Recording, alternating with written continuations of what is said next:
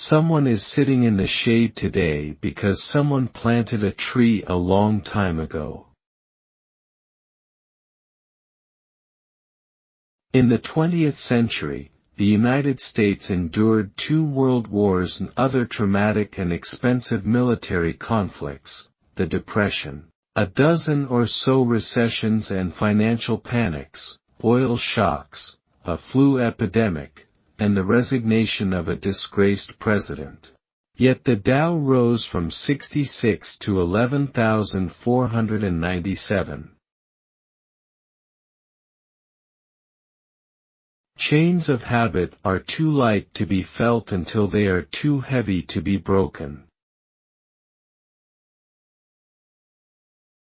It takes 20 years to build a reputation and 5 minutes to ruin it. If you think about that, you'll do things differently. Risk comes from not knowing what you're doing. Should you find yourself in a chronically leaking boat, energy devoted to changing vessels is likely to be more productive than energy devoted to patching leaks. The first rule is not to lose. The second rule is not to forget the first rule. We simply attempt to be fearful when others are greedy and to be greedy only when others are fearful. Look at market fluctuations as your friend rather than your enemy. Profit from folly rather than participate in it.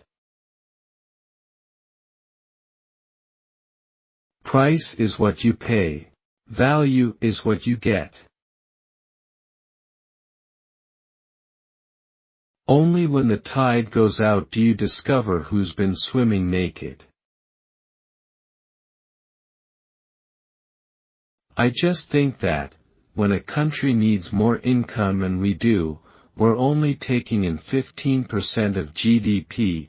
I mean, that, when a country needs more income, they should get it from the people that have it. The only time to buy these is on a day with no "why" in it. Wall Street is the only place that people ride to in a Rolls-Royce to get advice from those who take the subway. A public opinion poll is no substitute for thought. In the business world, the rearview mirror is always clearer than the windshield. Only buy something that you'd be perfectly happy to hold if the market shut down for 10 years. I would say the most satisfying thing actually is watching my 3 children each pick up on their own interests and work many more hours per week than most people that have jobs at trying to intelligently give away that money in fields that they particularly care about. You know, people talk about this being an uncertain time. You know, all time is uncertain. I mean, it was uncertain back in 2007, we just didn't know it was uncertain. It was uncertain on September 10, 2001. It was uncertain on October 18, 1987, you just didn't know it. Basically, when you get to my age, you'll really measure your success in life by how many of the people you want to have love you actually do love you. When a management with a reputation for brilliance tackles a business with a reputation for bad economics, it is the reputation of the business that remains intact. It's far better to buy a wonderful company at a fair price than a fair company at a wonderful price. Today, people who hold cash equivalents feel comfortable. They shouldn't. They have opted for a terrible long-term asset, one that pays virtually nothing and is certain to depreciate in value. I am quite serious when I say that I do not believe there are, on the whole earth besides, so many intensified bores as in these United States. No man can form an adequate idea of the real meaning of the word, without coming here. There seems to be some perverse human characteristic that likes to make easy things difficult. The rich are always going to say that, just give us more money and we'll go out and spend more and then it will all trickle down to the rest of you. But that has not worked the last 10 years, and I hope the American public is catching on. If anything, taxes for the lower and middle class and maybe even the upper middle class should even probably be cut further. But I think that people at the high end, people like myself, should be paying a lot more in taxes. We have it better than we've ever had it. I sent one email in my life.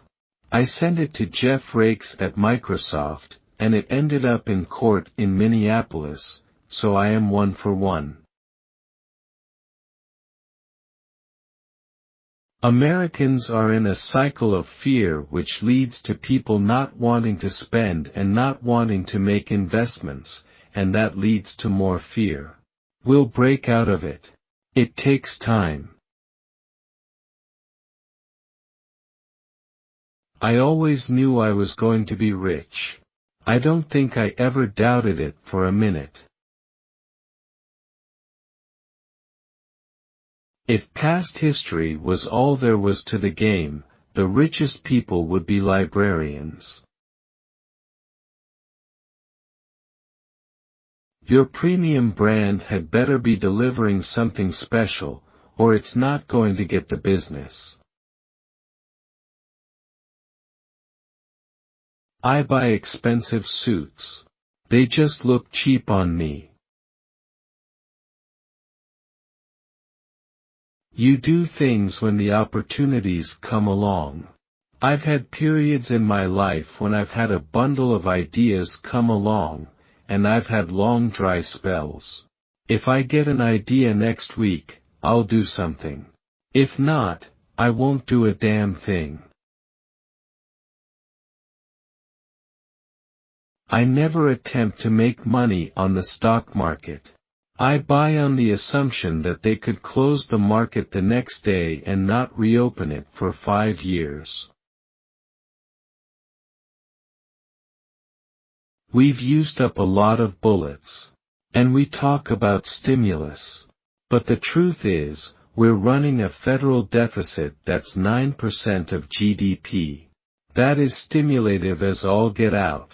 It's more stimulative than any policy we've followed since World War II. You only have to do a very few things right in your life so long as you don't do too many things wrong. The only way to get love is to be lovable. It's very irritating if you have a lot of money. You'd like to think you could write a check, I'll buy $1 million worth of love. But it doesn't work that way. The more you give love away, the more you get. We believe that according the name, investors, to institutions that trade actively is like calling someone who repeatedly engages in one-night stands a romantic. The investor of today does not profit from yesterday's growth. It's better to hang out with people better than you. Pick out associates whose behavior is better than yours and you'll drift in that direction. Of the billionaires I have known, money just brings out the basic traits in them. If they were jerks before they had money, they are simply jerks with $1 billion.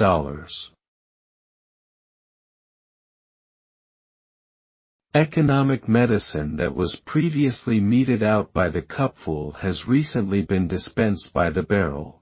These once unthinkable dosages will almost certainly bring on unwelcome after effects.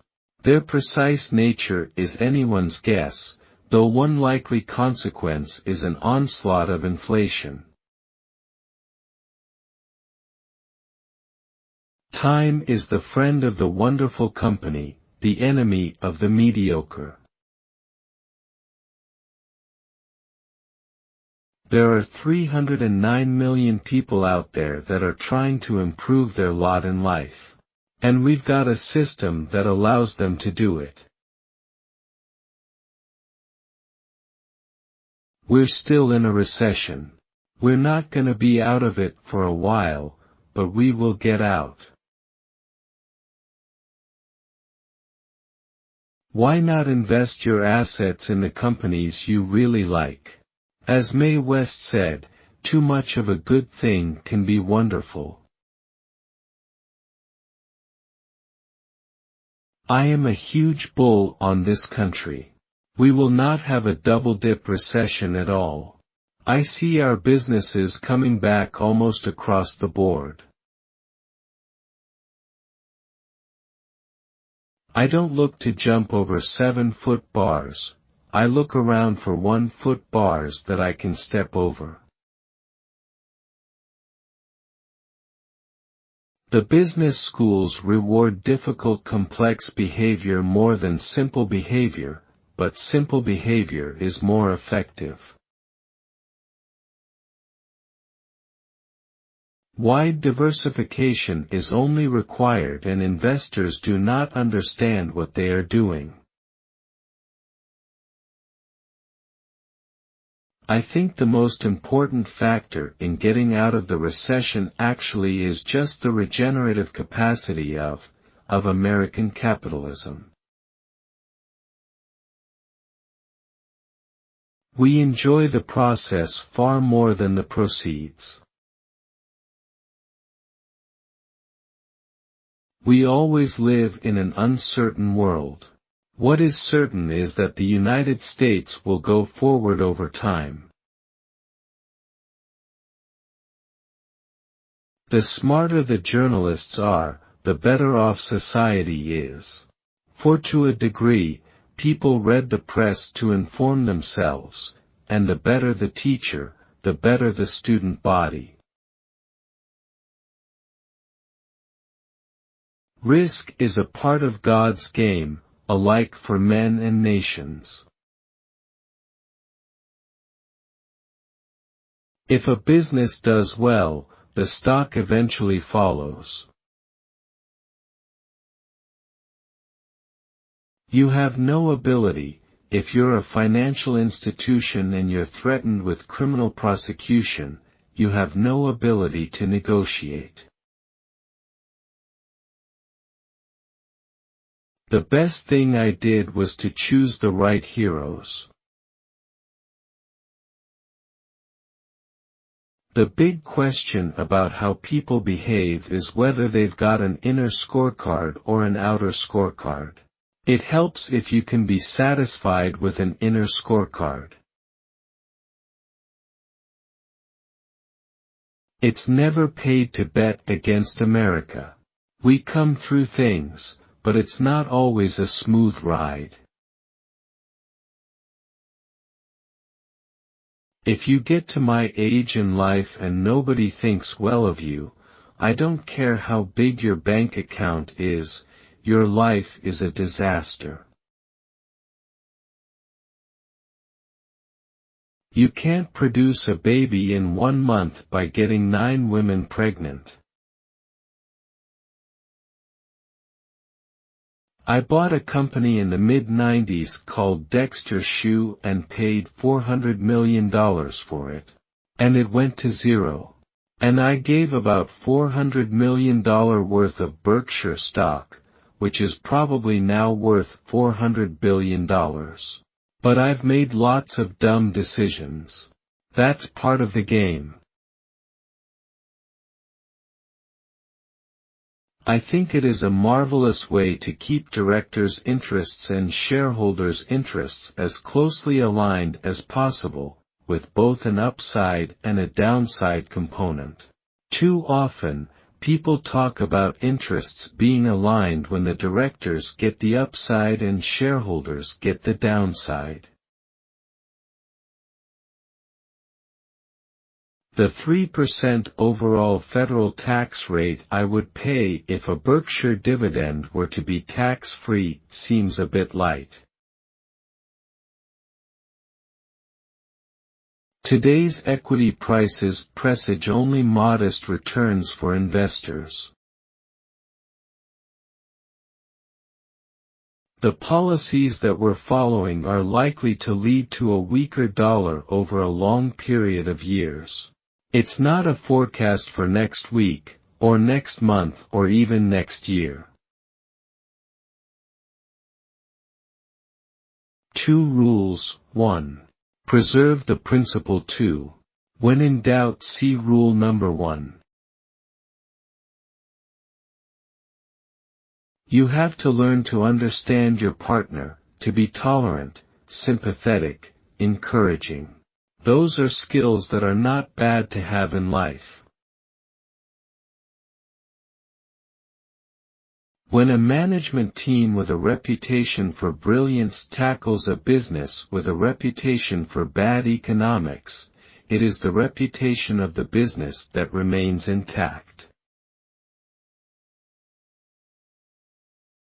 Warren, isn't it fair to say that if we did have an opinion, we wouldn't tell him?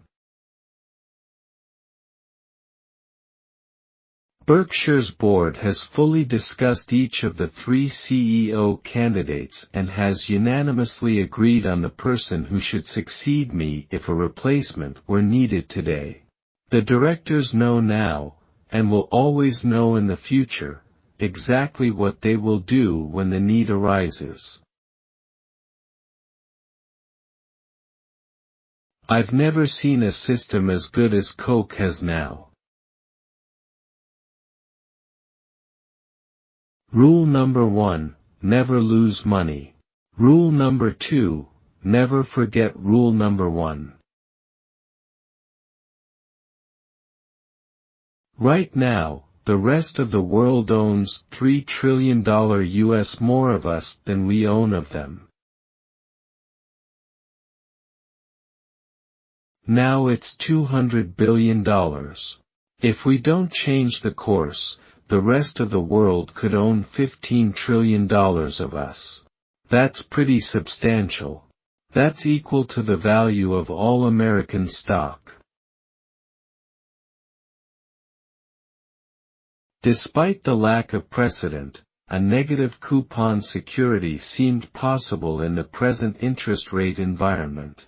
I asked Goldman Sachs to create such an instrument and they responded promptly with the innovative security being announced today.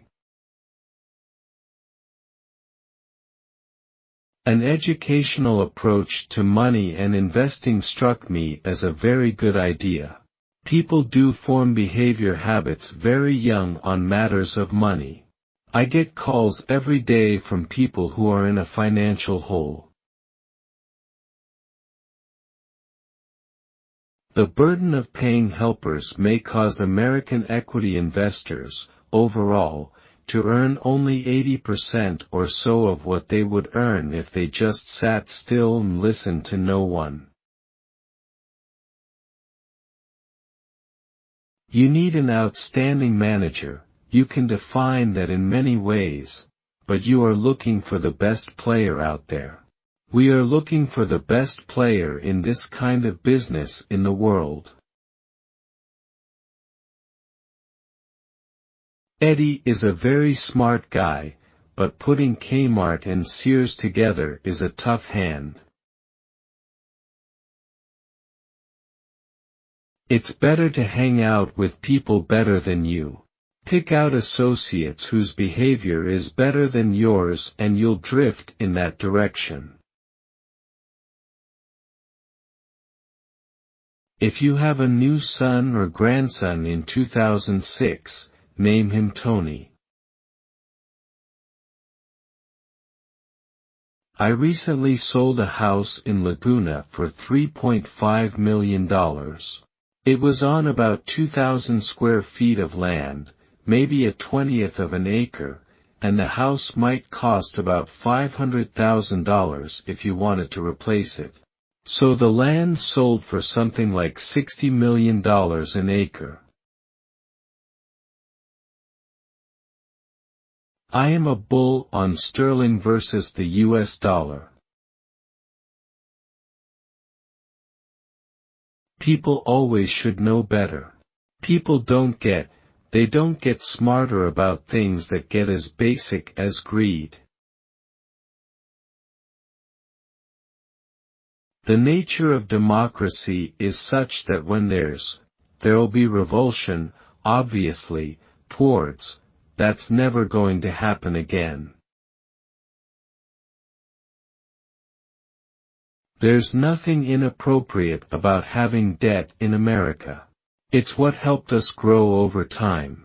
And it's when debt gets out of control that you worry. Confidence is key. You're not going to leave your money with me unless you're confident I'm going to give it back to you.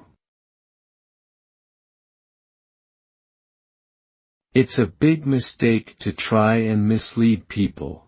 They will turn around.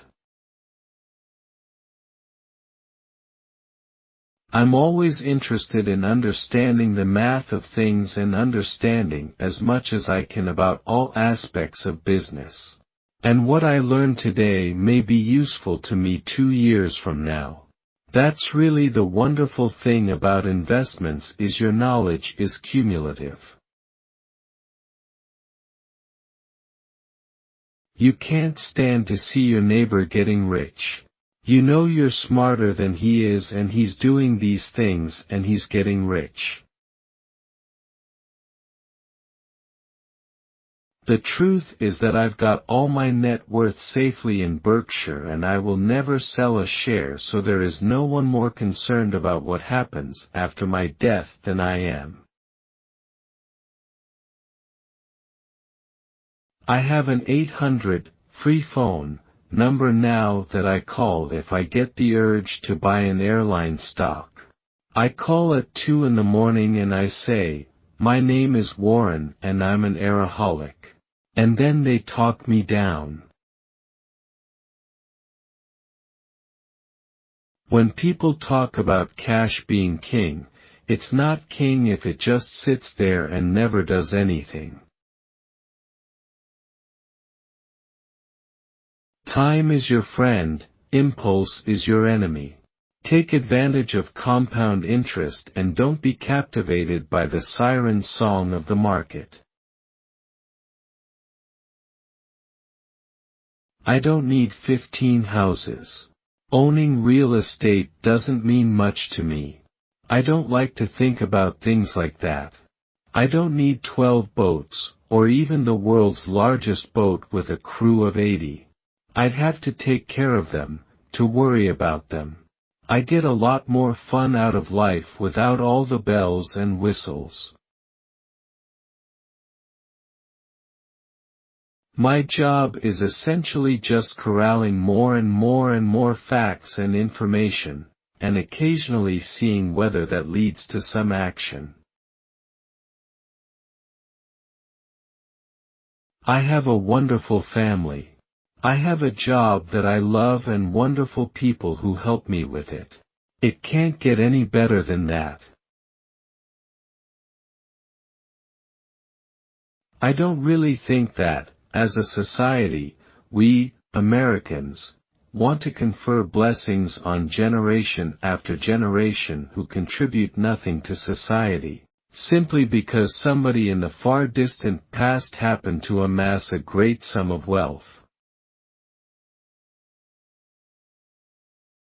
What could be more advantageous in an intellectual contest, whether it be chess, bridge, or stock selection, than to have opponents who have been taught that thinking is a waste of energy? We don't read other people's opinions. We want to get the facts, and then think.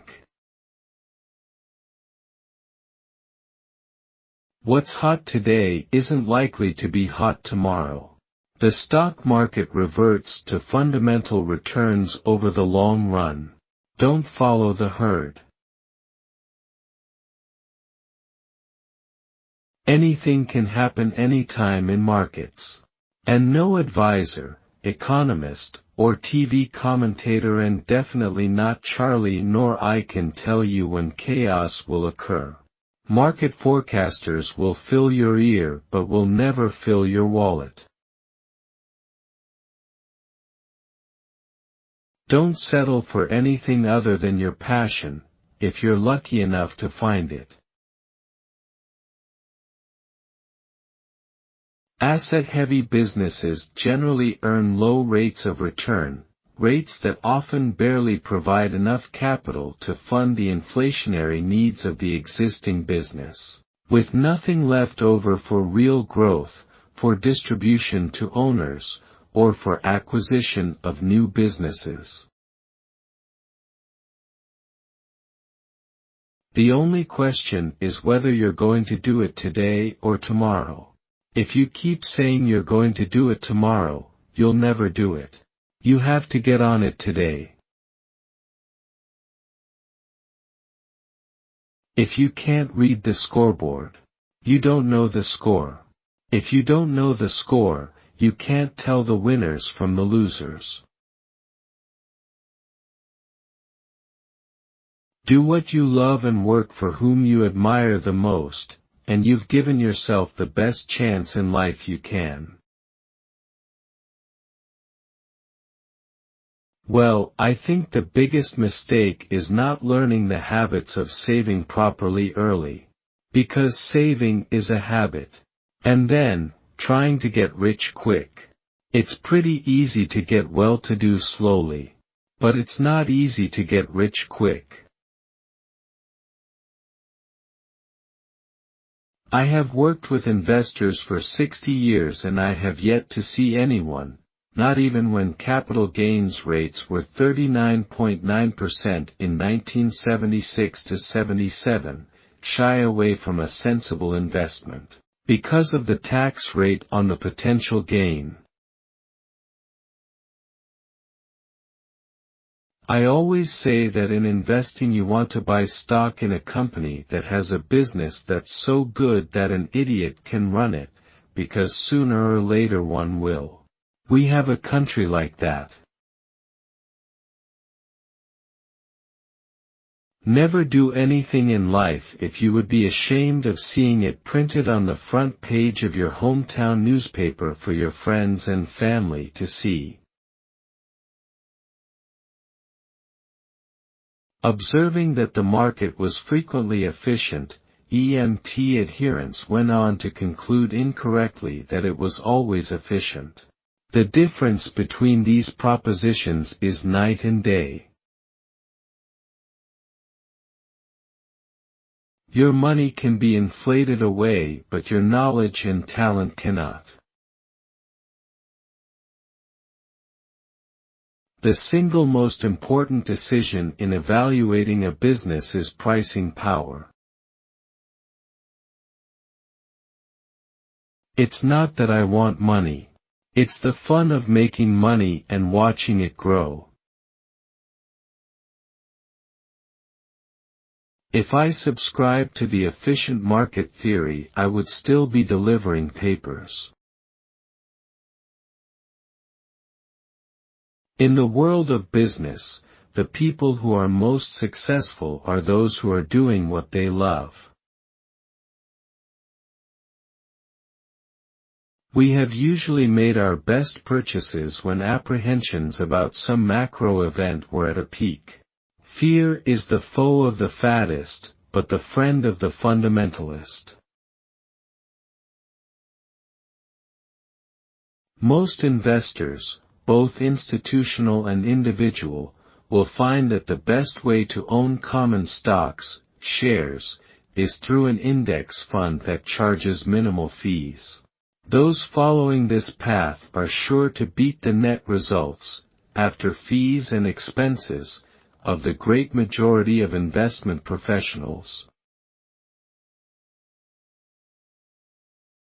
If you want to soar like an eagle in life, you can't be flocking with the turkeys.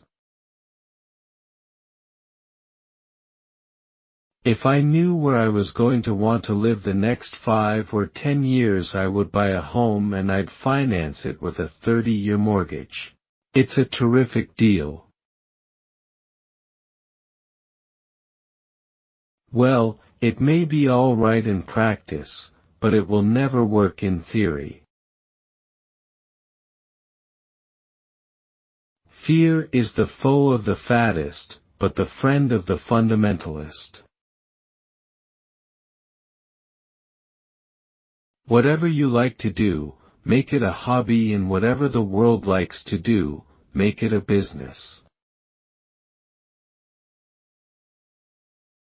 To invest successfully over a lifetime does not require a stratospheric IQ, unusual business insights, or inside information. What's needed is a sound intellectual framework for making decisions and the ability to keep emotions from corroding that framework. You must supply the emotional discipline. The stock market is a wonderfully efficient mechanism for transferring wealth from the impatient to the patient. It's never paid to bet against America. If horses had controlled investment decisions, there would have been no auto industry. As far as you are concerned, the stock market does not exist. Ignore it. Accounting consequences do not influence our operating or capital allocation decisions. When acquisition costs are similar, we much prefer to purchase $2 of earnings that is not reportable by us under standard accounting principles than to purchase $1 of earnings that is reportable. When Berkshire buys common stock, we approach the transaction as if we were buying into a private business. We do not view the company itself as the ultimate owner of our business assets, but instead view the company as a conduit through which our shareholders own assets. Lethargy bordering on sloth remains the cornerstone of our investment style. The exception was Wells Fargo, a superbly managed, high-return banking operation in which we increased our ownership to just under 10%, the most we can own without the approval of the Federal Reserve Board. Gold has two significant shortcomings, being neither of much use nor procreative. If you don't know jewelry, know the jeweler. At age 19, I read a book, The Intelligent Investor, and what I'm doing today, at age 76, is running things through the same thought process I learned from the book I read at 19. In the search of a deal, we adopt the same attitude one might find appropriate in looking for a spouse. It pays to be active, interested, and open-minded, but it does not pay to be in a hurry. The stock market is there only as a reference point to see if anybody is offering to do anything foolish. When we invest in stocks, we invest in businesses. Part of making good decisions in business is recognizing the poor decisions you've made and why they were poor. I've made lots of mistakes. I'm going to make more. It's the name of the game. You don't want to expect perfection in yourself. You want to strive to do your best. It's too demanding to expect perfection in yourself. Businesses always have opportunities to improve service, product lines, manufacturing techniques, and the like, and obviously these opportunities should be seized. But a business that constantly encounters major change also encounters many chances for major error. Having a large amount of leverage is like driving a car with a dagger on the steering wheel pointed at your heart. If you do that, you will be a better driver. There will be fewer accidents, but when they happen, they will be fatal. Yeah, we don't consider many stupid things. I mean, we get rid of them fast, just getting rid of the nonsense. Just figuring out that if people call you and say, "I've got this great, wonderful idea," you don't spend 10 minutes once you know in the first sentence that it isn't a great, wonderful idea. Don't be polite and go through the whole process. Lethargy, bordering on sloth, should remain the cornerstone of an investment style. What's nice about investing is you don't have to swing at every pitch. Ben's Mr. Market allegory may seem out of date in today's investment world, in which most professionals and academicians talk of efficient markets, dynamic hedging and betas. Their interest in such matters is understandable, since techniques shrouded in mystery clearly have value to the purveyor of investment advice. After all, what witch doctor has ever achieved fame and fortune by simply advising, "Take 2 aspirins"? There are all kinds of businesses that Charlie and I don't understand, but that doesn't cause us to stay up at night. It just means we go on to the next one, and that's what the individual investor should do. The strategy we've adopted precludes our following standard diversification dogma. Many pundits would therefore say the strategy must be riskier than that employed by more conventional investors. We disagree. We believe that a policy of portfolio concentration may well decrease risk if it raises, as it should, both the intensity with which an investor thinks about a business and the comfort level he must feel with its economic characteristics before buying into it. Would you rather be the world's greatest lover, but have everyone think you're the world's worst lover? Or would you rather be the world's worst lover but have everyone think you're the world's greatest lover? Now, that's an interesting question. Does the business have a consistent operating history?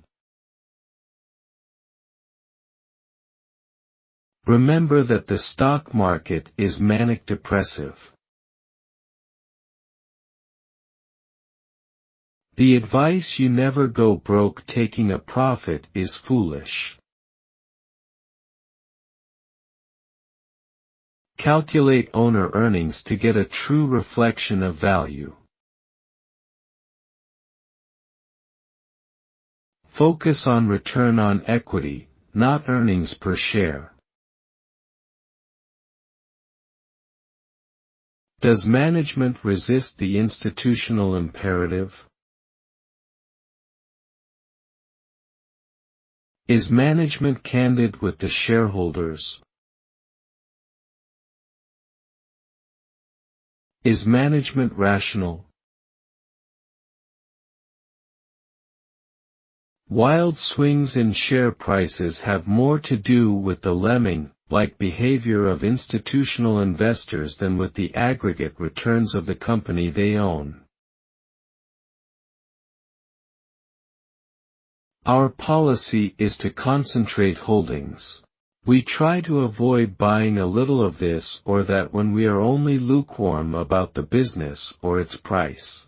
When we are convinced as to attractiveness, we believe in buying worthwhile amounts. Mark Zuckerberg will be a hero to many young entrepreneurs 20 years from now. Bill Gates will be a hero to others, and they will look to those people, like I read books when I was in my teens about Rockefeller or Carnegie. A company should be viewed as an unfolding movie, not as a still photograph. Unless your answers are clearly better, copy the answers of your betters. While the poor and middle class fight for us in Afghanistan, and while most Americans struggle to make ends meet, we mega-rich continue to get our extraordinary tax breaks. Mr. Market is kind of a drunken psycho. Some days he gets very enthused, some days he gets very depressed. And when he get really enthused you sell to him, and if he gets depressed, you buy from him. There's no moral taint attached to that. 2 rules. 1. Preserve the principle. 2. When in doubt, see rule number 1. Good big decisions do not take time at all. If they do, you are in trouble. The best way to own common stocks is through an index fund. A lot of great fortunes in the world have been made by owning a single wonderful business. If you understand the business, you don't need to own very many of them. What an investor needs is the ability to correctly evaluate selected businesses. Note that word, selected. You don't have to be an expert on every company, or even many. You only have to be able to evaluate companies within your circle of competence. The size of that circle is not very important. Knowing its boundaries, however, is vital. Investing is the greatest business in the world because you never have to swing. You stand at the plate, the pitcher throws you General Motors at 47. US Steel at 39. And nobody calls a strike on you. There's no penalty except opportunity. All day you wait for the pitch you like, then, when the fielders are asleep, you step up and hit it. In the end we must have people to match our principles, not the reverse. It's a lot easier to buy things than it is to sell them. If you are a professional and have confidence, then I would advocate lots of concentration. No formula in finance tells you that the moat is 28 feet wide and 16 feet deep. That's what drives the academics crazy. They can compute standard deviations and betas, but they can't understand moats. You are lucky in life if you have the right heroes. I advise all of you, to the extent you can, to pick out a few heroes. Sound investing can make you very wealthy if you're not in too big a hurry. The Fed is the greatest hedge fund in history. We can afford to lose money, even a lot of money. But we can't afford to lose reputation, even a shred of reputation. If you're in a card game and you can't figure out who the patsy is, you're it. I view derivatives as time bombs, both for the parties that deal in them and the economic system. My wealth has come from a combination of living in America, some lucky genes, and compound interest. It irritates the hell out of me, but you can't buy love. Success is having people love you that you want to have love you. Think the very term, value investing, is redundant. What is investing, if it is not the act of seeking value at least sufficient to justify the amount paid? Consciously paying more for a stock than its calculated value, in the hope that it can soon be sold for a still higher price, should be labeled speculation, which is neither illegal, immoral, nor, in our view, financially fattening. The value of market esoterica to the consumer of investment advice is a different story. In my opinion, investment success will not be produced by arcane formulae, computer programs, or signals flashed by the price behavior of stocks and markets. Rather, an investor will succeed by coupling good business judgment with an ability to insulate his thoughts and behavior from the super-contagious emotions that swirl about the marketplace. When bills come due, only cash is legal tender. Don't leave home without it. I believe the chance of any event causing Berkshire to experience financial problems is essentially zero. We will always be prepared for the 1,000-year flood. In fact, if it occurs, we will be selling life jackets to the unprepared. A bull market is like sex. It feels best just before it ends. Long ago, Ben Graham taught me that managers that always promise to make the numbers will at some point be tempted to make up the numbers. For example, 1. As if governed by Newton's first law of motion, an institution will resist any change in its current direction. 2.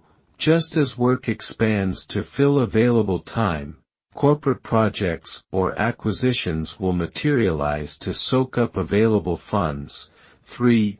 Any business craving of the leader, however foolish, will be quickly supported by detailed rate of return and strategic studies prepared by his troops.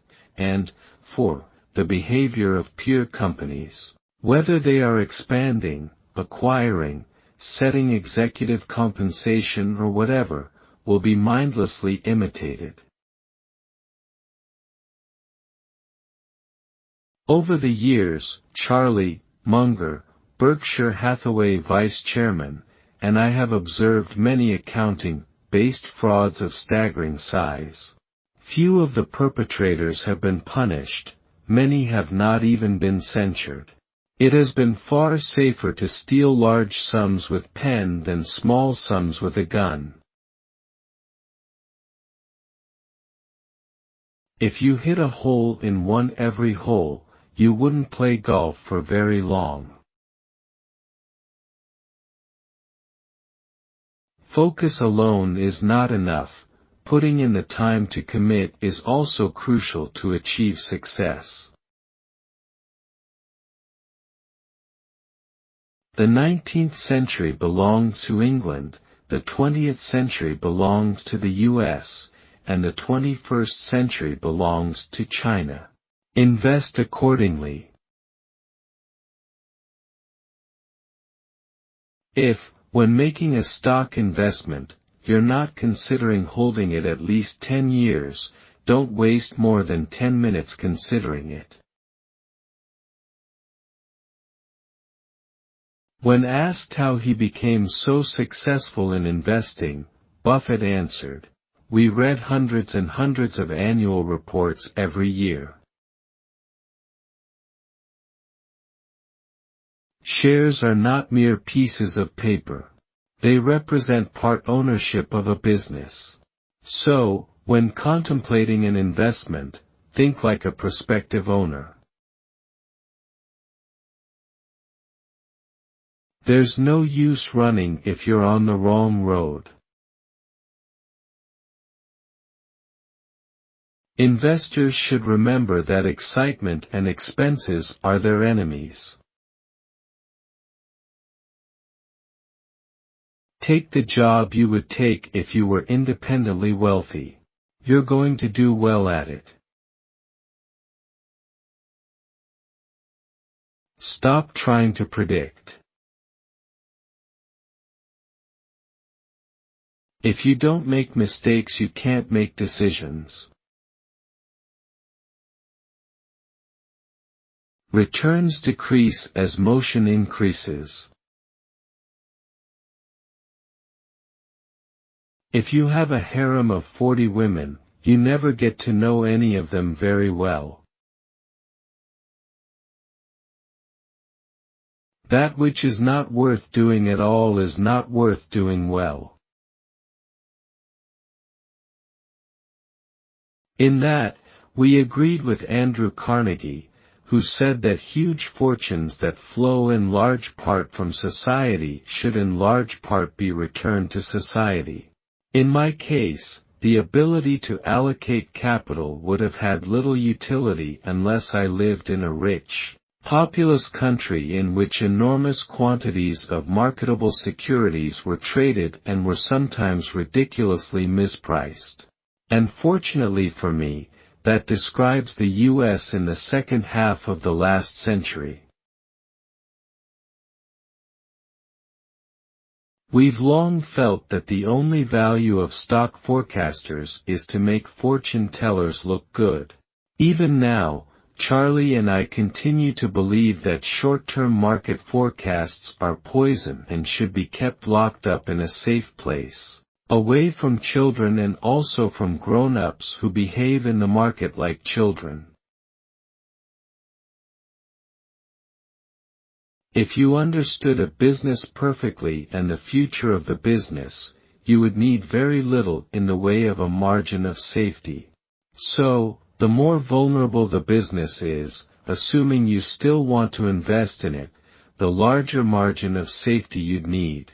If you're driving a truck across a bridge that says it holds 10,000 pounds and you've got a 9,800-pound vehicle, if the bridge is 6 inches above the crevice it covers, you may feel okay, but if it's over the Grand Canyon, you may feel you want a little larger margin of safety.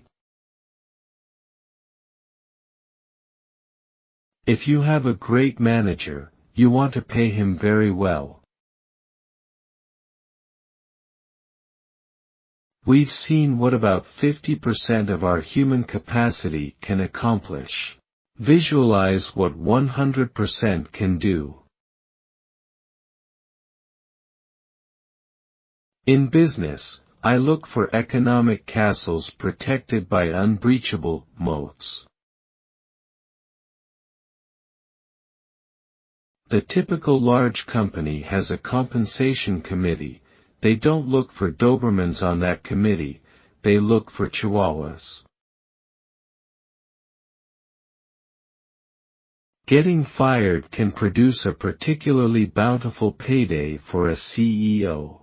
Indeed, he can earn more in that single day, while cleaning out his desk, than an American worker earns in a lifetime of cleaning toilets. Forget the old maxim about nothing succeeding like success. Today, in the executive suite, the all too prevalent rule is that nothing succeeds like failure. Investing is not as tough as being a top-notch bridge player. All it takes is the ability to see things as they really are. If I eat 2,700 calories a day, a quarter of that is Coca-Cola. Writing checks to the IRS that include strings of zeros does not bother me. Overall, we feel extraordinarily lucky to have been dealt a hand in life that enables us to write large checks to the government rather than one requiring the government to regularly write checks to us, say, because we are disabled or unemployed. The range of derivatives contracts is limited only by the imagination of man, or sometimes, so it seems, madmen. Say you want to write a contract speculating on the number of twins to be born in Nebraska in 2020.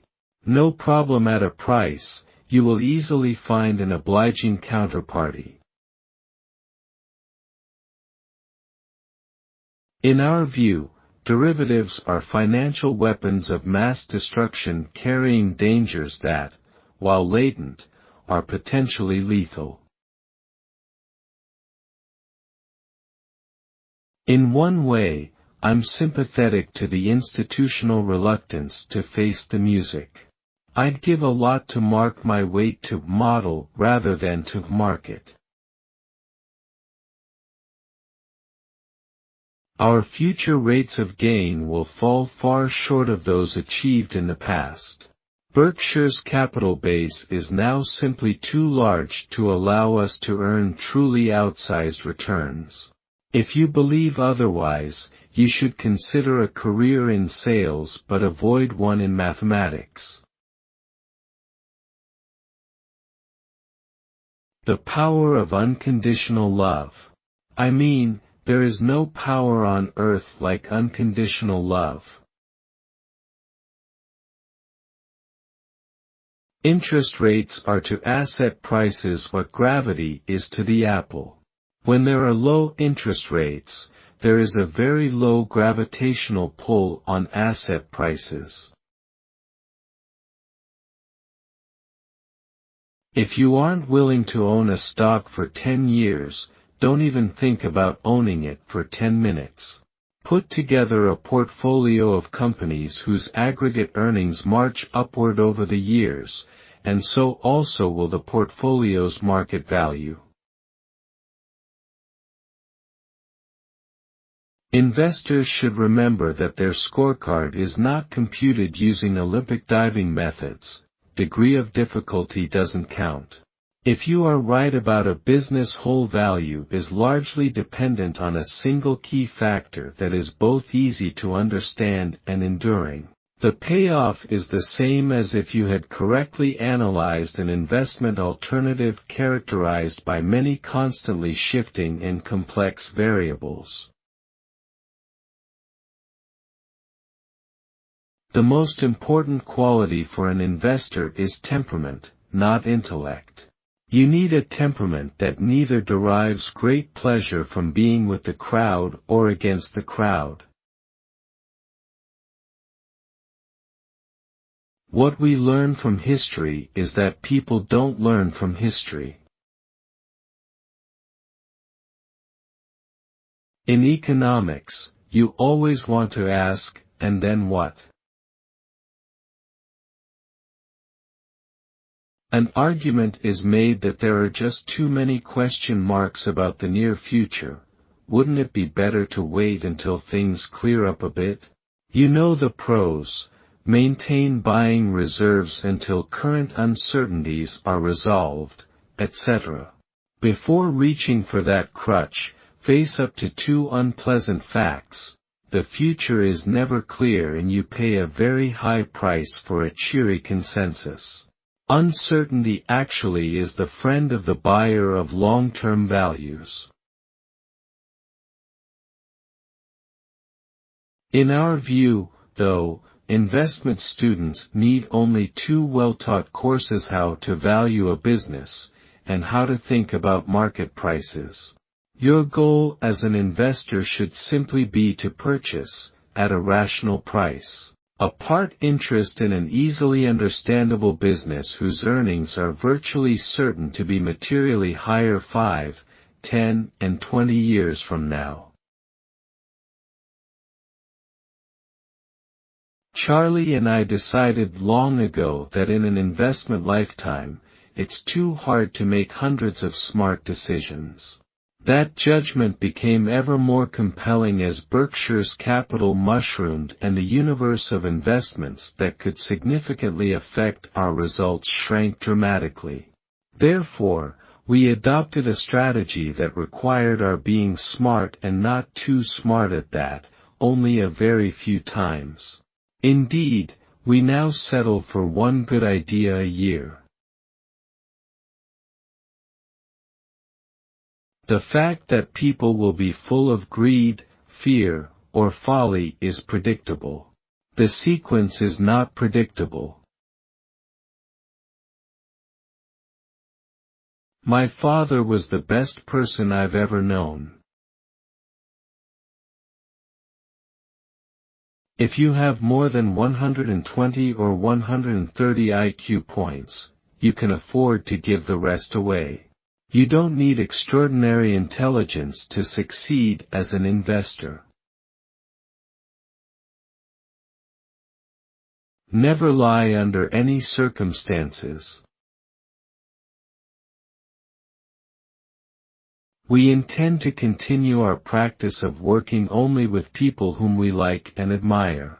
This policy not only maximizes our chances for good results, it also ensures us an extraordinarily good time. Good profits simply are not inconsistent with good behavior. I've seen more people fail because of liquor and leverage being borrowed money. You really don't need leverage in this world much. If you're smart, you're going to make a lot of money without borrowing. Always invest for the long term.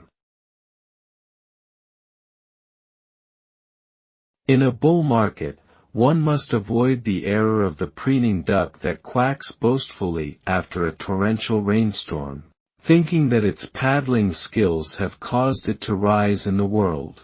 A right-thinking duck would instead compare its position after the downpour to that of the other ducks on the pond. Never depend on single income. Make investment to create a second source.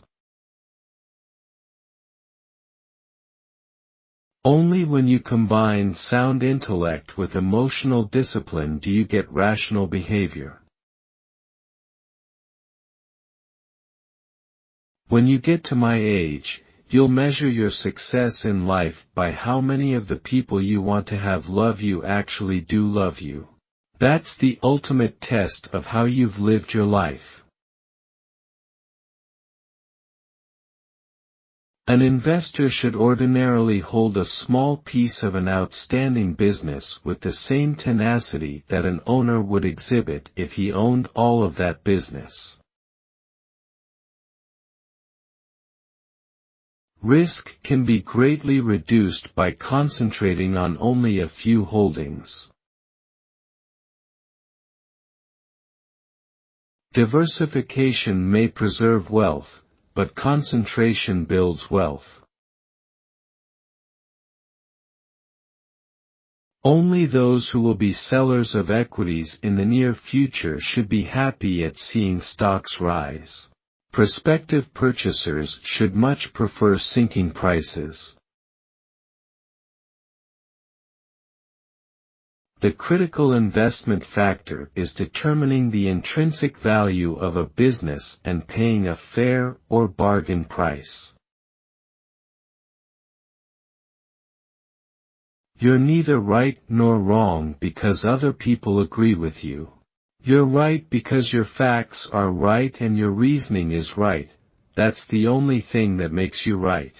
And if your facts and reasoning are right, you don't have to worry about anybody else. The stock market is a no-call strike game. You don't have to swing at everything, you can wait for your pitch. It's class warfare. My class is winning, but they shouldn't be. I really like my life. I've arranged my life so that I can do what I want. We have long felt that the only value of stock forecasters is to make fortune tellers look good. You are neither right nor wrong because the crowd disagrees with you. Don't risk what is important to you, to get what is not important to you. If principles can become dated, they're not principles. Time is the friend of the wonderful business. It's the enemy of the lousy business. If you're in a lousy business for a long time, you're going to get a lousy result, even if you buy it cheap.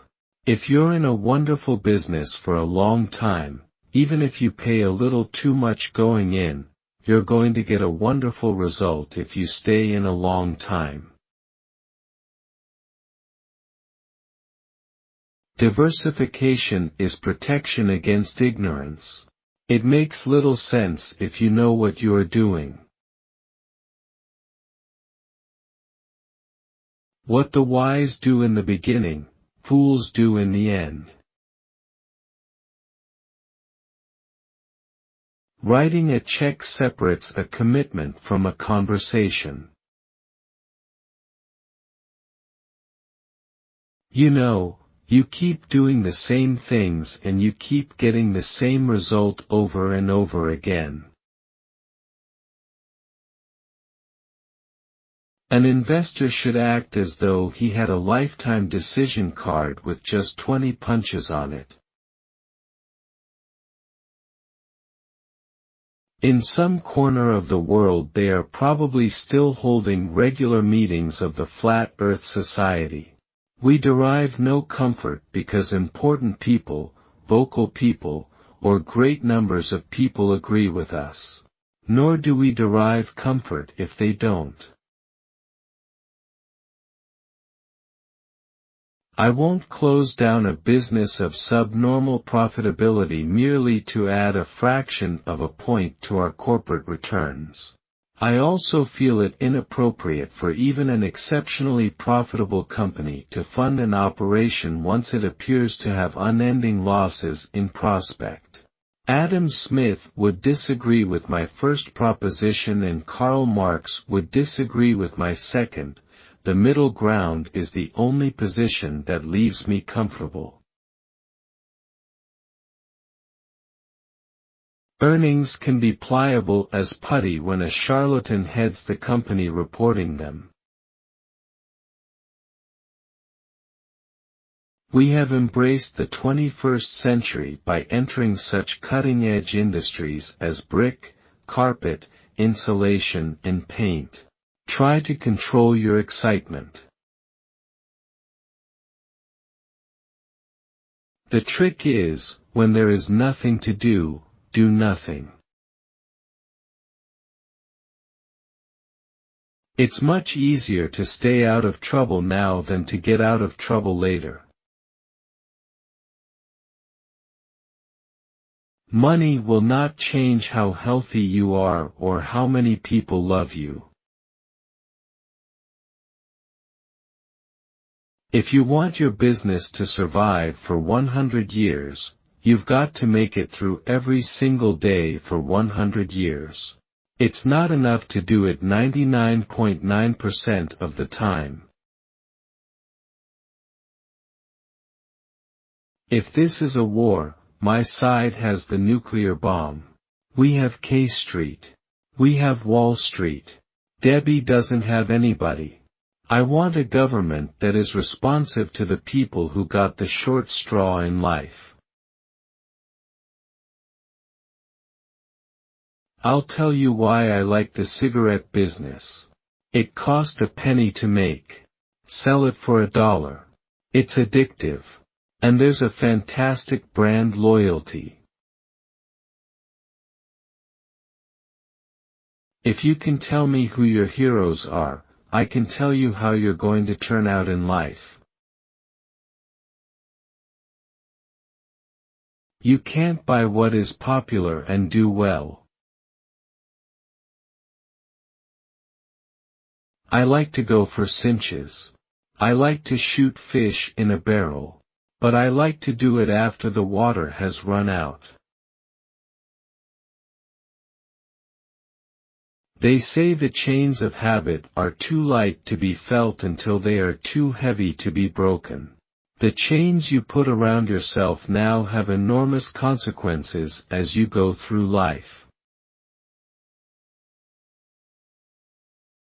Suppose that an investor you admire and trust comes to you with an investment idea.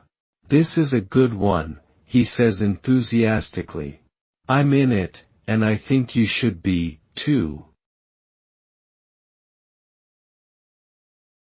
Investors should remember that excitement and expenses are their enemies. And if they insist on trying to time their participation in equities, they should try to be fearful when others are greedy and greedy only when others are fearful. None of this means, however, that a business or stock is an intelligent purchase simply because it is unpopular. A contrarian approach is just as foolish as a follow-the-crowd strategy. What's required is thinking rather than polling. Unfortunately, Bertrand Russell's observation about life in general applies with unusual force in the financial world. Most men would rather die than think. Many do. To invest successfully, you need not understand beta, efficient markets, modern portfolio theory, option pricing, or emerging markets. You may, in fact, be better off knowing nothing of these. That, of course, is not the prevailing view at most business schools, whose finance curriculum tends to be dominated by such subjects. In our view, though, investment students need only two well-taught courses: how to value a business, and how to think about market prices.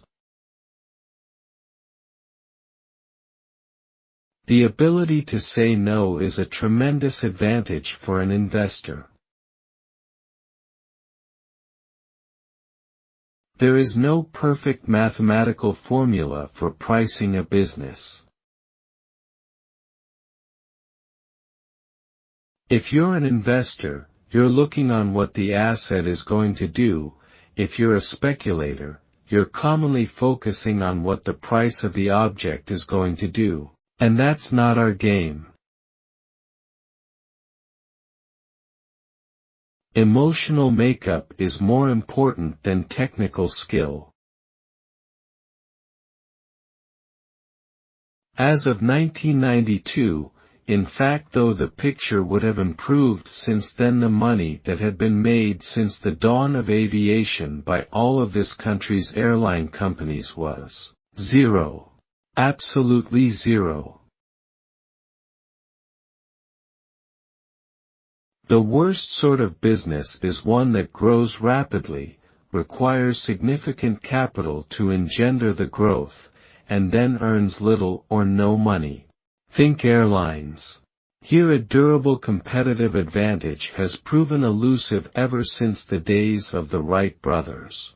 Indeed, if a far-sighted capitalist had been present at Kitty Hawk, he would have done his successors a huge favor by shooting Orville down.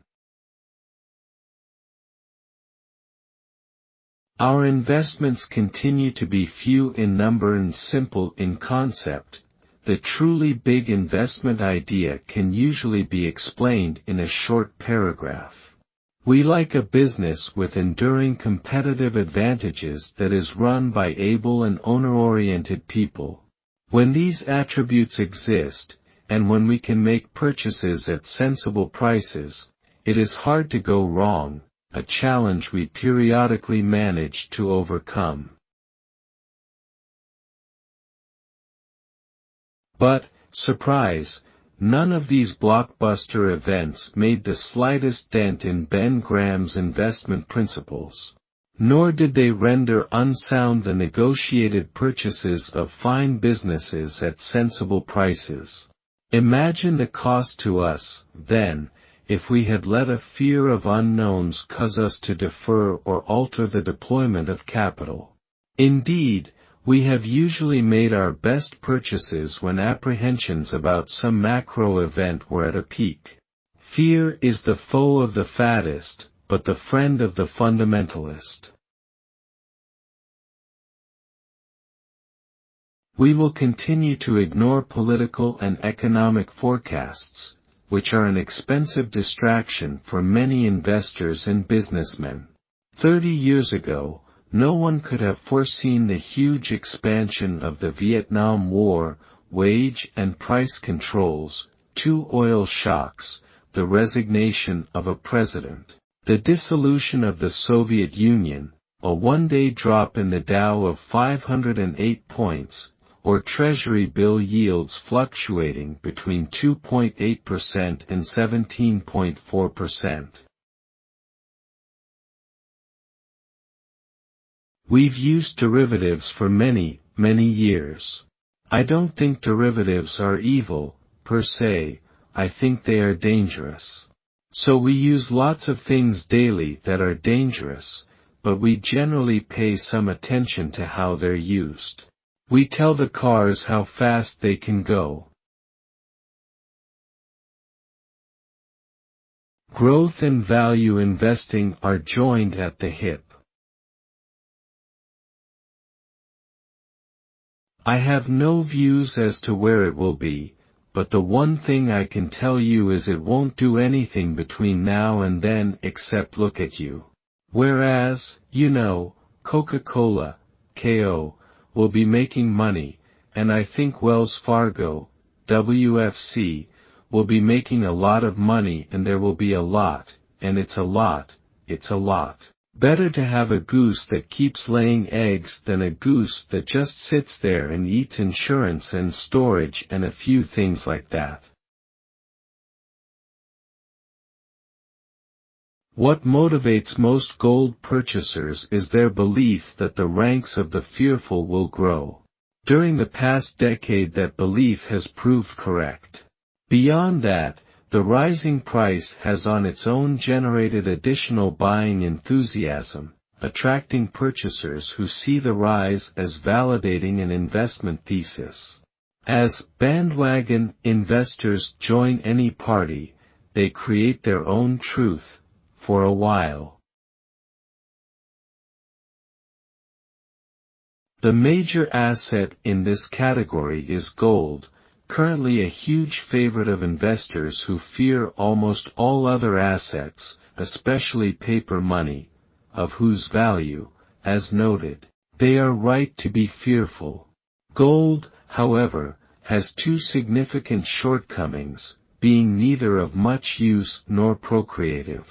True, gold has some industrial and decorative utility, but the demand for these purposes is both limited and incapable of soaking up new production.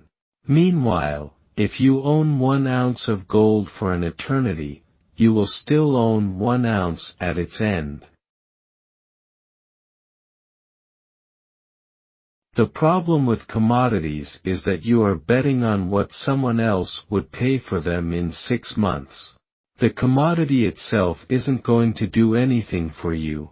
It is an entirely different game to buy a lump of something and hope that somebody else pays you more for that lump 2 years from now than it is to buy something that you expect to produce income for you over time. Valuing a business is part art and part science. In a commodity business, it's very hard to be smarter than your dumbest competitor. The speed at which a business success is recognized, furthermore, is not that important as long as the company's intrinsic value is increasing at a satisfactory rate. In fact, delayed recognition can be an advantage. It may give us the chance to buy more of a good thing at a bargain price. The much maligned idle rich have received a bad rap. They have maintained their wealth while many there is scarcely an instance of a man who has made a fortune by speculation, and kept it. Andrew Carnegie of the energetic rich, aggressive real estate operators, corporate acquirers, oil drillers, etc. have their fortunes disappear. If you gave me $100 billion and said take away the soft drink leadership of Coca-Cola in the world, I'd give it back to you and say it can't be done. Games are won by players who focus on the playing field, not by those whose eyes are glued to the scoreboard. Beware of the investment activity that produces applause. The great moves are usually greeted by yawns. The best investment you can make is in yourself. I've worked in an economy that rewards someone who saves the lives of others on a battlefield with a medal, rewards a great teacher with thank you notes from parents, but rewards those who can detect the mispricing of securities with sums reaching into the billions. In short, fate's distribution of long straws is wildly capricious. Generally speaking, investing in yourself is the best thing you can do. Anything that improves your own talents, nobody can tax it or take it away from you. They can run up huge deficits and the dollar can become worth far less. You can have all kinds of things happen. But if you've got talent yourself, and you've maximized your talent, you've got a tremendous asset that can return tenfold. The future is never clear. You pay a very high price in the stock market for a cheery consensus. Uncertainty actually is the friend of the buyer of long-term values. My favorite time frame for holding a stock is forever. The obligation of a society as prosperous as ours is to figure out how nobody gets left too far behind. I do not believe in inheriting your position in society based on which womb you come from. I think a rich person should leave his children enough so they can do anything, but not enough so they can do nothing. The time to buy stocks is consistently over time. You should never buy your investments with the idea, I have to get a certain return. You should look at the best return possible and learn to live with that. But you should not try to make your investments earn what you feel you need. It doesn't work that way. The stock doesn't know you own it. Someone sitting in the shade today because someone planted a tree a long time ago. The person sitting in the shade now should be grateful for the person who planted and tended that tree. That includes all those benefactors of humanity throughout history that created, invented, financed, produced, maintained and improved all that we enjoy today. The banking business is no favorite of ours. When assets are 20 times equity, a common ratio in this industry, mistakes that involve only a small portion of assets can destroy a major portion of equity. And mistakes have been the rule rather than the exception at many major banks. Banking is very good business if you don't do anything dumb. Investment philosophy is the clear understanding that by owning shares of stocks he owns businesses, not pieces of paper. Read Ben Graham and Phil Fisher read annual reports, but don't do equations with Greek letters in them. With enough insider information and $1 million, you can go broke in a year. Enjoy your work and work for whom you admire. It's good to learn from your mistakes. It's better to learn from other people's mistakes. Intrinsic value can be defined simply. It is the discounted value of the cash that can be taken out of a business during its remaining life. I've never believed in risking what my family and friends have and need in order to pursue what they don't have and don't need. We do not have, nor have had, and never will have an opinion about where the stock market, interest rates, or business activity will be a year from now. I don't read economic forecasts. I don't read the funny papers. A pack of lemmings looks like a group of rugged individualists compared with Wall Street when it gets a concept in its teeth. First, many in Wall Street, a community in which quality control is not prized, will sell investors anything they will buy. Uncertainty is the friend of the buyer of long-term values. One's objective should be to get it right, get it quick, get it out and get it over. Your problem won't improve with age. The important thing is to keep playing, to play against weak opponents and to play for big stakes.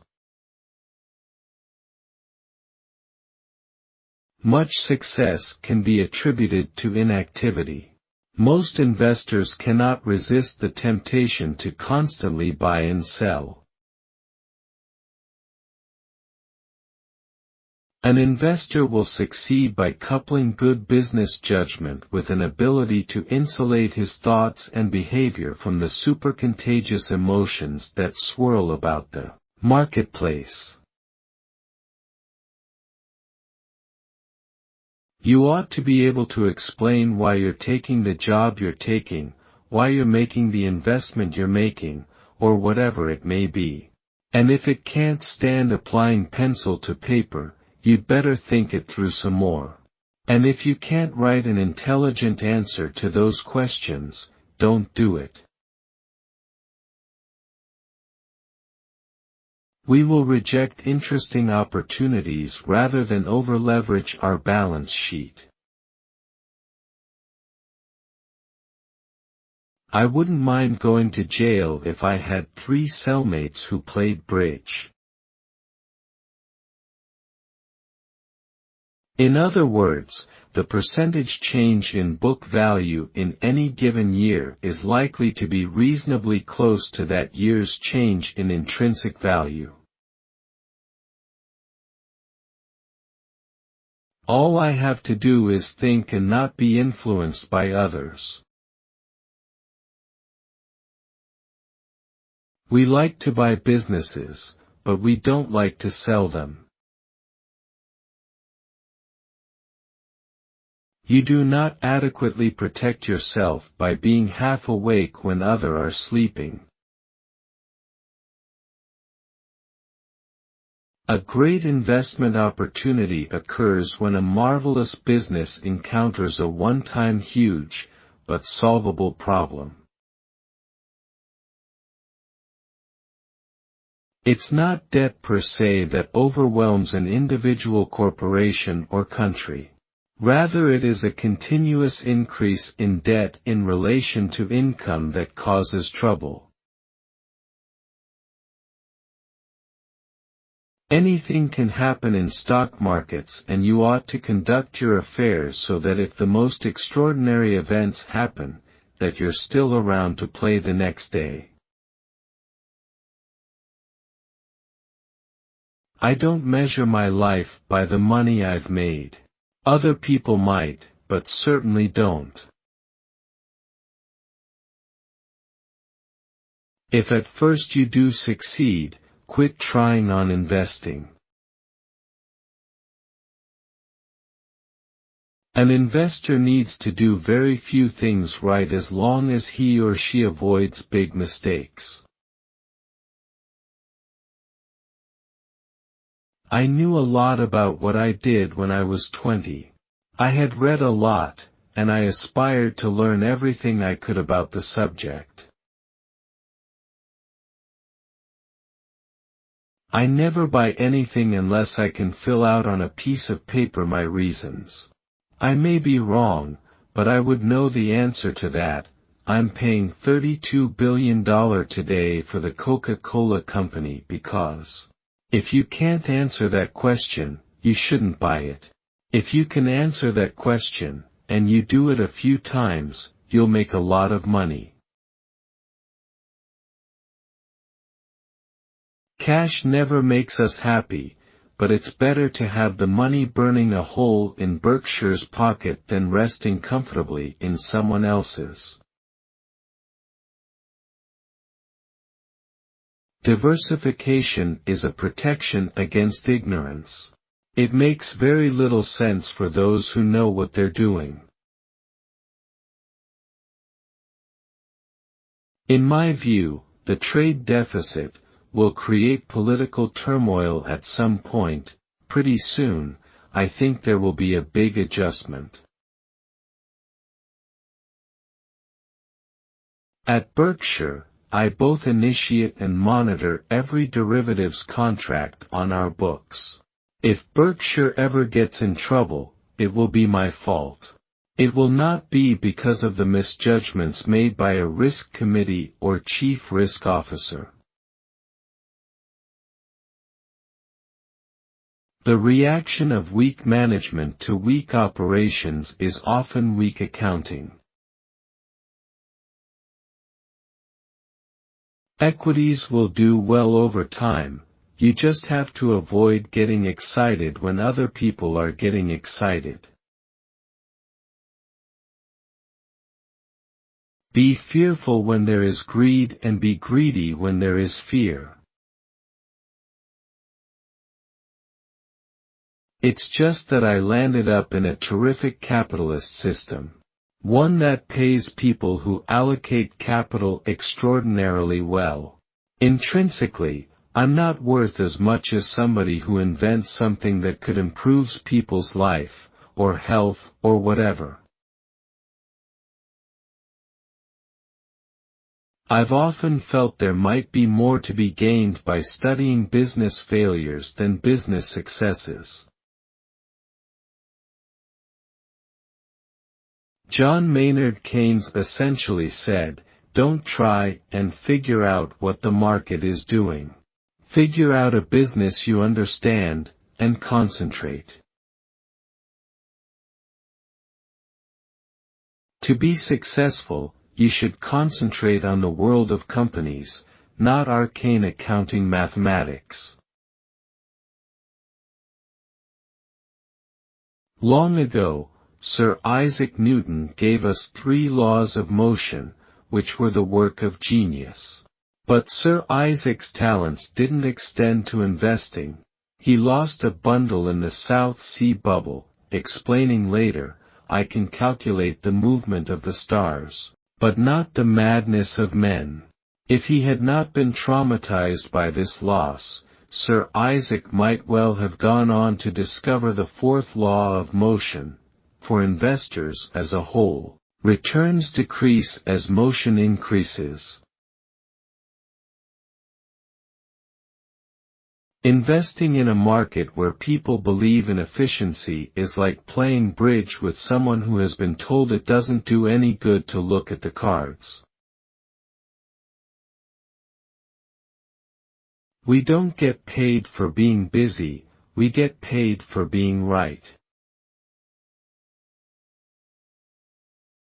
Either they're trying to con you or they're trying to con themselves. Over the years, a number of very smart people have learned the hard way that a long string of impressive numbers multiplied by a single zero always equals 0.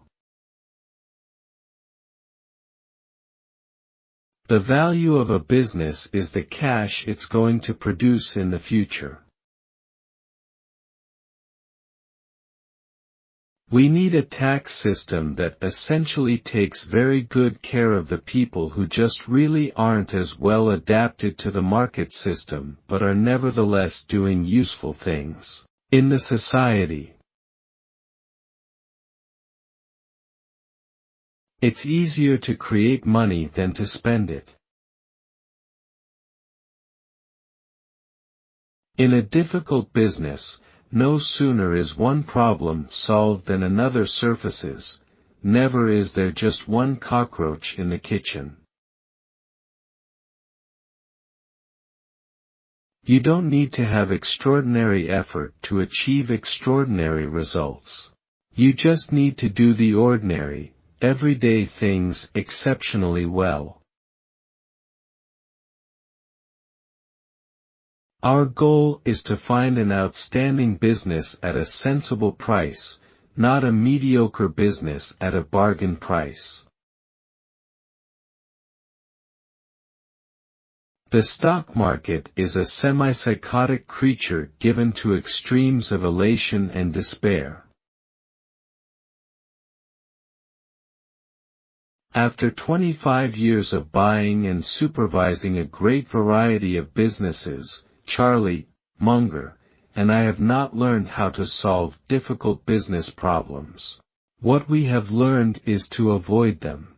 To the extent we have been successful, it is because we have concentrated on identifying 1-foot hurdles that we could step over rather than because we acquired any ability to clear 7-footers. Buy stocks like you buy your groceries, not like you buy your perfume. For some reason people take their cues from price action rather than from values. Price is what you pay. Value is what you get. I'd rather have a $10 million business making 15% than a $100 million business making 5%. I find that the standard of living does not go up in proportion with the cost of living. The trick in life is to do things that are fun all the time. The market system rewards me outlandishly for what I do, but that doesn't mean I'm any more deserving of a good life than a teacher or a doctor or someone who fights in Afghanistan. In an inflationary world, a toll bridge, like company, would be a great thing to own because you've laid out the capital costs.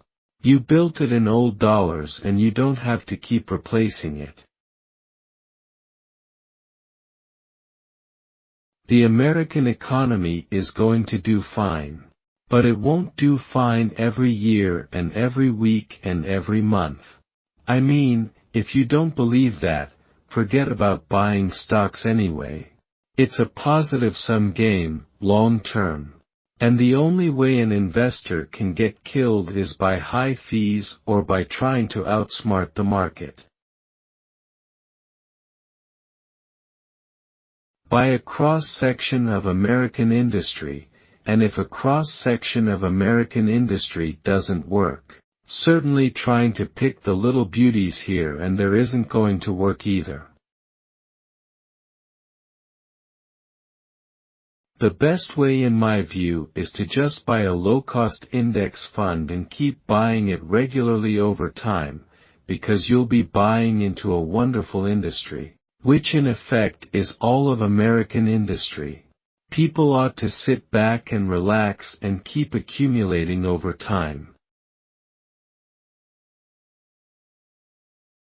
The active investors will have their returns diminished by a far greater percentage than will their inactive brethren.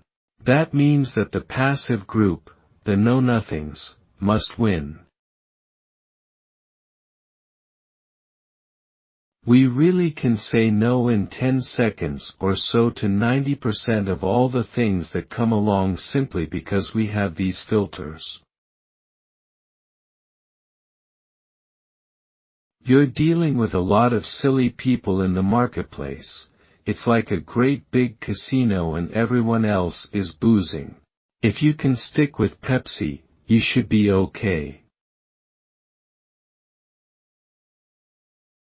I may have more money than you, but money doesn't make the difference. If there is any difference between you and me, it may simply be that I get up and have a chance to do what I love to do, every day. If you learn anything from me, this is the best advice I can give you. The approach and strategies are very similar in that you gather all the information you can and then keep adding to that base of information as things develop.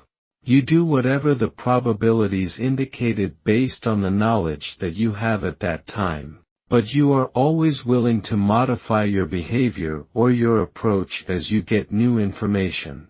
In bridge, you behave in a way that gets the best from your partner. And in business, you behave in the way that gets the best from your managers and your employees. It's got to be the best intellectual exercise out there. You're seeing through new situations every 10 minutes. In the stock market you don't base your decisions on what the market is doing, but on what you think is rational.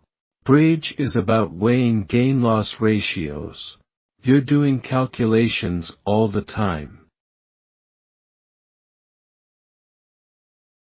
Investors can't pick stocks that are better than average. Stocks are a good thing to own over time. There's only two things you can do wrong: you can buy the wrong ones, and you can buy or sell them at the wrong time.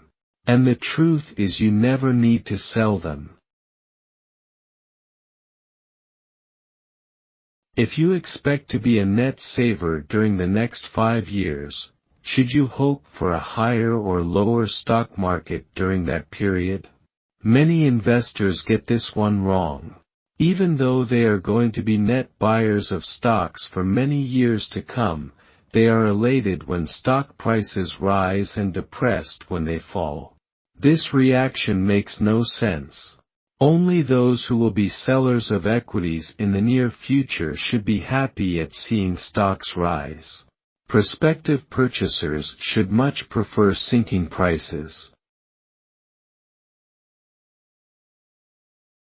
There are a few investment managers, of course, who are very good, though in the short run, it's difficult to determine whether a great record is due to luck or talent. Most advisors, however, are far better at generating high fees than they are at generating high returns. In truth, their core competence is salesmanship. Rather than listen to their siren songs, investors, large and small, should instead read Jack Bogle's The Little Book of Common Sense Investing. We have learned to turn out lots of goods and services, but we haven't learned as well how to have everybody share in the bounty. The obligation of a society as prosperous as ours is to figure out how nobody gets left too far behind. It's better to build than to buy if you can find the right people. Inactivity strikes us as intelligent behavior. Our system works. Over time, people will live better and better. We have a system that unleashes human potential, and now China has a system that unleashes human potential. We will have interruptions. We overshoot and undershoot sometimes, but your kids and grandkids will live better than you. Over time, we move ahead at a pretty damn rapid rate. The commission of the investment sins listed above is not limited to the little guy. Huge institutional investors, viewed as a group, have long underperformed the unsophisticated index fund investor who simply sits tight for decades. A major reason has been fees. Many institutions pay substantial sums to consultants who, in turn, recommend high-fee managers. And that is a fool's game. You should look at stocks as small pieces of business. I'm putting all my money in the Chinese toy market. It takes 150 years to build an investment bank and only 5 minutes to convince you to sell me preferred stock in it at a 10% interest rate. Ignore the stock market, ignore the economy, and buy a business you understand. When you listen to tax cut rhetoric, remember that giving one class of taxpayer a break requires, now or down the line, that an equivalent burden be imposed on other parties. In other words, if I get a break, someone else pays. Government can't deliver a free lunch to the country as a whole. It can, however, determine who pays for lunch. Unfortunately, the hangover may prove to be proportional to the binge. I like to buy things I can understand. I do a lot of research on things. Making money isn't the backbone of our guiding purpose, it is the byproduct of our guiding purpose. Never give up searching for the job that you're passionate about. It is easier to rationalize than it is to be rational.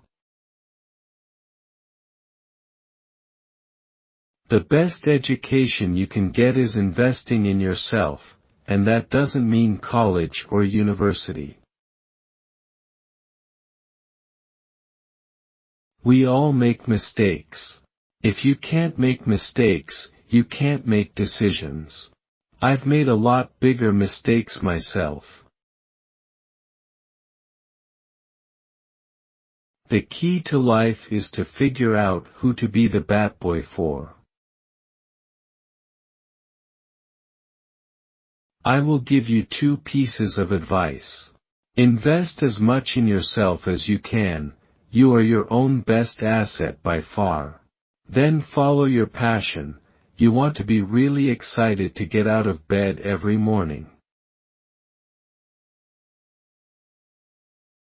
I put heavy weight on certainty. It's not risky to buy securities at a fraction of what they're worth. In the insurance business, there is no statute of limitation on stupidity. Too often, executive compensation in the U.S. is ridiculously out of line with performance. That won't change, moreover, because the deck is stacked against investors when it comes to the CEO's pay. Like most trends, at the beginning it's driven by fundamentals, at some point speculation takes over. What the wise man does in the beginning, the fool does in the end. I spend 12 hours a week, a little over 10% of my waking hours, playing the game. Now I am trying to figure out how to get by on less sleep in order to fit in a few more hands. You need a lot of curiosity for a long, long time. It's easy to identify many investment managers with great recent records. But past results, though important, do not suffice when prospective performance is being judged. How the record has been achieved is crucial. We try to buy businesses with good to superb underlying economics run by honest and able people and buy them at sensible prices. That's all I'm trying to do. If you own a wonderful business, the best thing to do is keep it. All you're going to do is trade your wonderful business for a whole bunch of cash, which isn't as good as the business. And you got the problem of investing in other businesses, and you probably paid a tax in between. So my advice to anybody who owns a wonderful business is keep it. The idea that you try to time purchases based on what you think business is going to do in the next year or two, I think that's the greatest mistake investors make because it's always uncertain. People say it's a time of uncertainty. It was uncertain on September 10, 2001, people just didn't know it. It's uncertain every single day. So take uncertainty as part of being involved in investment at all. But uncertainty can be your friend. I mean, when people are scared they pay less for things. We try to price. We don't try to time at all. What you really want to do in investments is figure out what's important and knowable. If it's unimportant or unknowable, you forget about it.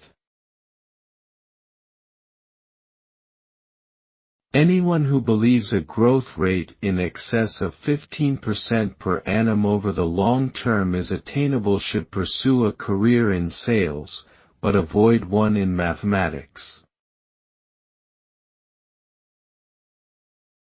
Don't pass up something that's attractive today because you think you will find something way more attractive tomorrow. You have to turn over a lot of rocks to find those little anomalies. You have to find the companies that are off the map, way off the map. If we have a strength, It is in recognizing when we are operating well within our circle of competence and when we are approaching the perimeter. When you build a bridge, you insist that it can carry 30,000 pounds, but you only drive 10,000-pound trucks across it. And that same principle works in investing. I am out of step with present conditions. When the game is no longer played your way, it is only human to say the new approach is all wrong, bound to lead to trouble, and so on. On one point, however, I am clear. I will not abandon a previous approach whose logic I understand, although I find it difficult to apply, even though it may mean foregoing large, and apparently easy, profits to embrace an approach which I don't fully understand, have not practiced successfully, and which possibly could lead to substantial permanent loss of capital. The smarter the journalists are, the better off society is. I'm just lucky to have been in the right place at the right time. Another place, another time, I wouldn't have been as successful. Society enabled me to make my money, and my money should go to society. What the human being is best at doing is interpreting all new information so that their prior conclusions remain intact.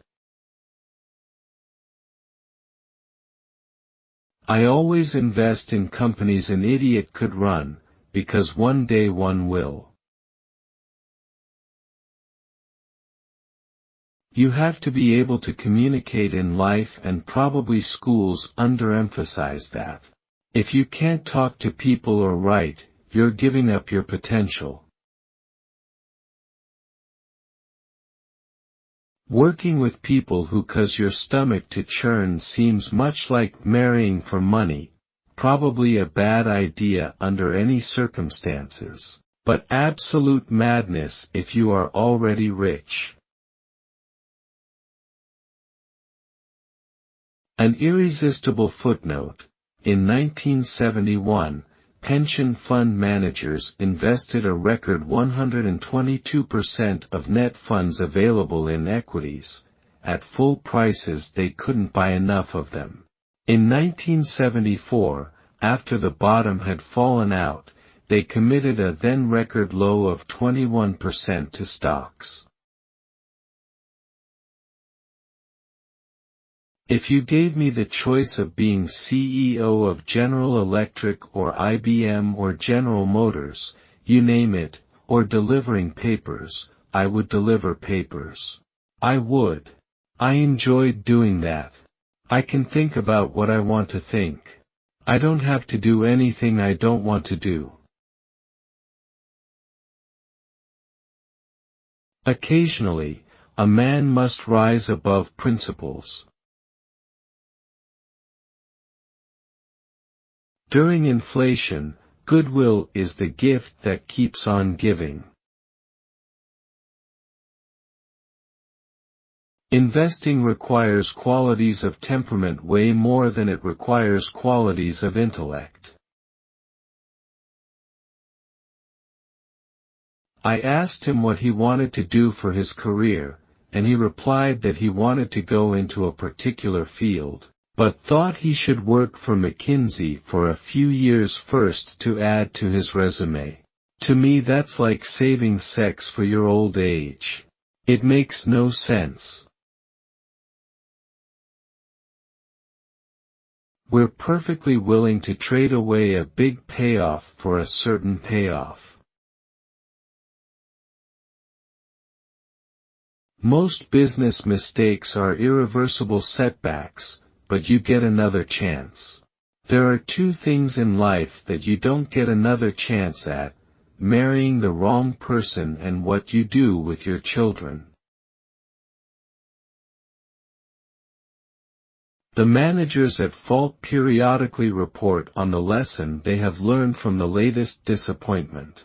They then usually seek out future lessons. I just don't see anything available that gives any reasonable hope of delivering such a good year, and I have no desire to grope around, hoping to get lucky with other people's money. I am not attuned to this market environment, and I don't want to spoil a decent record by trying to play a game I don't understand just so I can go out a hero.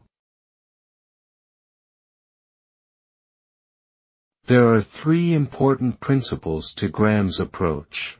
The first is to look at stocks as fractional shares of a business, which gives you an entirely different view than most people who are in the market. The second principle is the margin of safety concept, which gives you the competitive advantage. The third is having a true investor's attitude toward the stock market, which, if you have that attitude, you start out ahead of 99% of all the people who are operating in the stock market. It's an enormous advantage. We also believe candor benefits us as managers. The CEO who misleads often in public eventually misleads himself in private. Every company that has an economist working for him has one employee too many. If we start deciding, based on guesses or emotions, whether we will or won't participate in a business where we should have some long-run edge, we're in trouble. You could be somewhere where the mail was delayed 3 weeks and do just fine investing. I am not in the business of predicting general stock market of business fluctuations. If you think I can do this, or think it is essential to an investment program, you should not be in the partnership. The optimum portfolio depends on the various expectations of choices available and the degree of variance in performance which is tolerable. The greater the number of selections, the less will be the average year-to-year variation in actual versus expected results. Also, the lower will be the expected results, assuming different choices have different expectations of performance. There is one thing of which I can assure you. If good performance of the fund is even a minor objective, any portfolio encompassing 100 stocks, whether the manager is handling $1,000 or $1 billion, is not being operated logically. The addition of the 100 stocks simply can't reduce the potential variance in portfolio performance sufficiently to compensate for the negative effect its inclusion has on the overall portfolio expectation. Nevertheless, as circumstances presently appear, I feel substantially greater size is more likely to harm future results than to help them. This might not be true for my own personal results, but it is likely to be true for your results. So if you are evaluating others, or yourself, in the investment field, think out some standards, apply them, interpret them. I certainly do believe anyone engaged in the management of money should have a standard of measurement, and that both he and the party whose money is managed should have a clear understanding why it is the appropriate standard, what time period should be utilized, etc. Asset values and earning power are the dominant factors affecting the valuation of a controlling interest in a business. Market price, which governs valuation of minority interest positions, is of little or no importance in valuing a controlling interest. Although we deal with probabilities and expectations, the actual results can deviate substantially from such expectations, particularly on a short-term basis.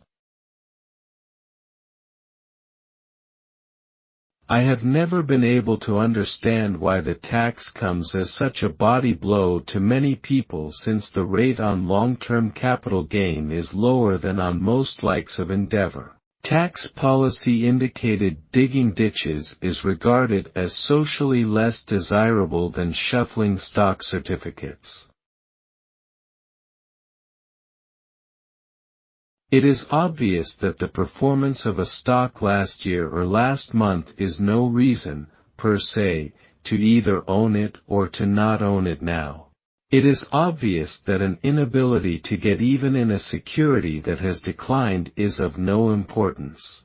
It is obvious that the inner warm glow that results from having held a winner last year is of no importance in making a decision as to whether it belongs in an optimum portfolio this year. More investment sins are probably committed by otherwise quite intelligent people because of tax considerations than from any other cause. One of my friends, a noted West Coast philosopher, maintains that a majority of life's errors are caused by forgetting what one is really trying to do. This is certainly the case when an emotionally supercharged element like taxes enters the picture. I have another friend, a noted East Coast philosopher, who says it isn't the lack of representation he minds, it's the taxation. The gross profits in many workouts appear quite small. It's a little like looking for parking meters with some time left on them. However, the predictability coupled with a short holding period produces quite decent average annual rates of return after allowance for the occasional substantial loss. In the great majority of cases, we simply do not know enough about the industry or company to come to sensible judgments in that situation we pass. My rather puritanical view is that any investment manager, whether operating as broker, investment counselor of a trust department, investment company, etc., should be willing to state unequivocally what he is going to attempt to accomplish and how he proposes to measure the extent to which he gets the job done. When we really sit back with a smile on our face is when we run into a situation we can understand, where the facts are ascertainable and clear, and the course of action obvious. Who would think of buying or selling a private business because of someone's guess on the stock market? The availability of a quotation for your business interest, stock, should always be an asset to be utilized if desired.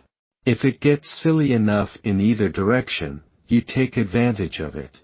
Its availability should never be turned into a livability whereby its periodic aberrations in turn formulate your judgments. Market price, while used exclusively to value our investments in minority positions, is not a relevant factor when applied to our controlling interests. A market downturn doesn't bother us. For us and our long-term investors, it is an opportunity to increase our ownership of great companies with great management at good prices. Only for short-term investors and market timers is a correction not an opportunity. Don't invest in pieces of papers, stocks, invest in great businesses underlying them. It's almost impossible to overpay the truly extraordinary CEO, but the species is rare. I tell college students, when you get to be my age you will be successful if the people who you hope to have love you, do love you. Possessing a powerful worldwide brand is essential for sustained success. You should be unconcerned about short-term price action when you own the securities directly, just as you were unconcerned when you owned them indirectly through BPL. I think about them as businesses, not stocks, and if the business does all right over the long term, so will the stock. Market prices for stocks fluctuate at great amplitudes around intrinsic value, but, over the long term, intrinsic value is virtually always reflected at some point in market price. I certainly have no desire to sell a good controlled business run by people I like and admire, merely to obtain a fancy price. However, specific conditions may cause the sale of one operating unit at some point. One observer commenting on security analysts over 40 stated, "They know too many things that are no longer true." As long as I am on stage, publishing a regular record and assuming responsibility for management of what amounts to virtually 100% of the net worth of many partners, I will never be able to put sustained effort into any non-BPL activity. If I am going to participate publicly, I can't help being competitive. I know I don't want to be totally occupied with outpacing an investment rabbit all my life. The only way to slow down is to stop. As one of my older friends says, nostalgia just isn't what it used to be. Let's take a stab at it, anyway. We will prosper or suffer in controlled investments in relation to the operating performances of our businesses. We will not attempt to profit by playing various games in the securities markets. Investment ideas, like women, are often more exciting than punctual. I make no effort to predict the course of general business or the stock market. Period. However, currently there are practices snowballing in the security markets and business world which, while devoid of short-term predictive value, bother me as to possible long-term consequences. As I have mentioned before, we cannot make the same sort of money out of permanent ownership of controlled businesses that can be made from buying and reselling such businesses, or from skilled investment in marketable securities. Nevertheless, they offer a pleasant long-term form of activity, when conducted in conjunction with high-grade, able people, at satisfactory rates of return. I have always cautioned partners that I considered 3 years a minimum in determining whether we were performing. In earlier years, a lesser effort produced literally dozens of comparable opportunities. It is difficult to be objective about the causes for such diminution of one's own productivity. 3 factors that seem apparent are, 1. A somewhat changed market environment, 2. Our increased size, and 3. Substantially more competition.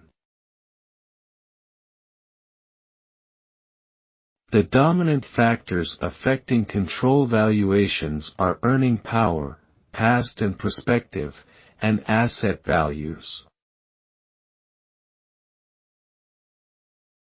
Truly conservative actions arise from intelligent hypotheses, correct facts, and sound reasoning. It is unquestionably true that the investment companies have their money more conventionally invested than we do. To many people, conventionality is indistinguishable from conservatism. In my view, this represents erroneous thinking. Neither a conventional nor an unconventional approach, per se, is conservative. So smile when you read a headline that says investors lose as market falls.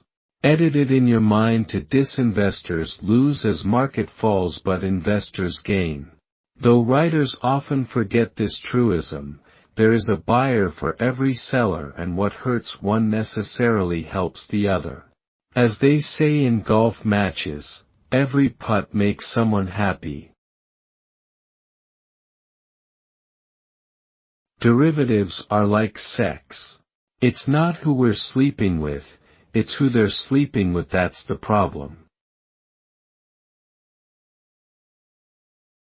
I learned to go into business only with people whom I like, trust, and admire. I think I could make you 50% a year on $1 million. No, I know I could. I guarantee that. I have this complicated procedure I go through every morning, which is to look in the mirror and decide what I'm going to do. And I feel at that point, everybody's had their say. The fundamental basis of above-average performance in the long run is sustainable competitive advantage. I have 3 boxes on my desk: in, out, and too hard. A contrarian approach is just as foolish as a follow-the-crowd strategy. What's required is thinking rather than polling. Mr. Market is your servant, not your guide. Knowing the edge of your competency is important. If you think you know more than you do, you will get in trouble. To win, the first thing you have to do is not lose.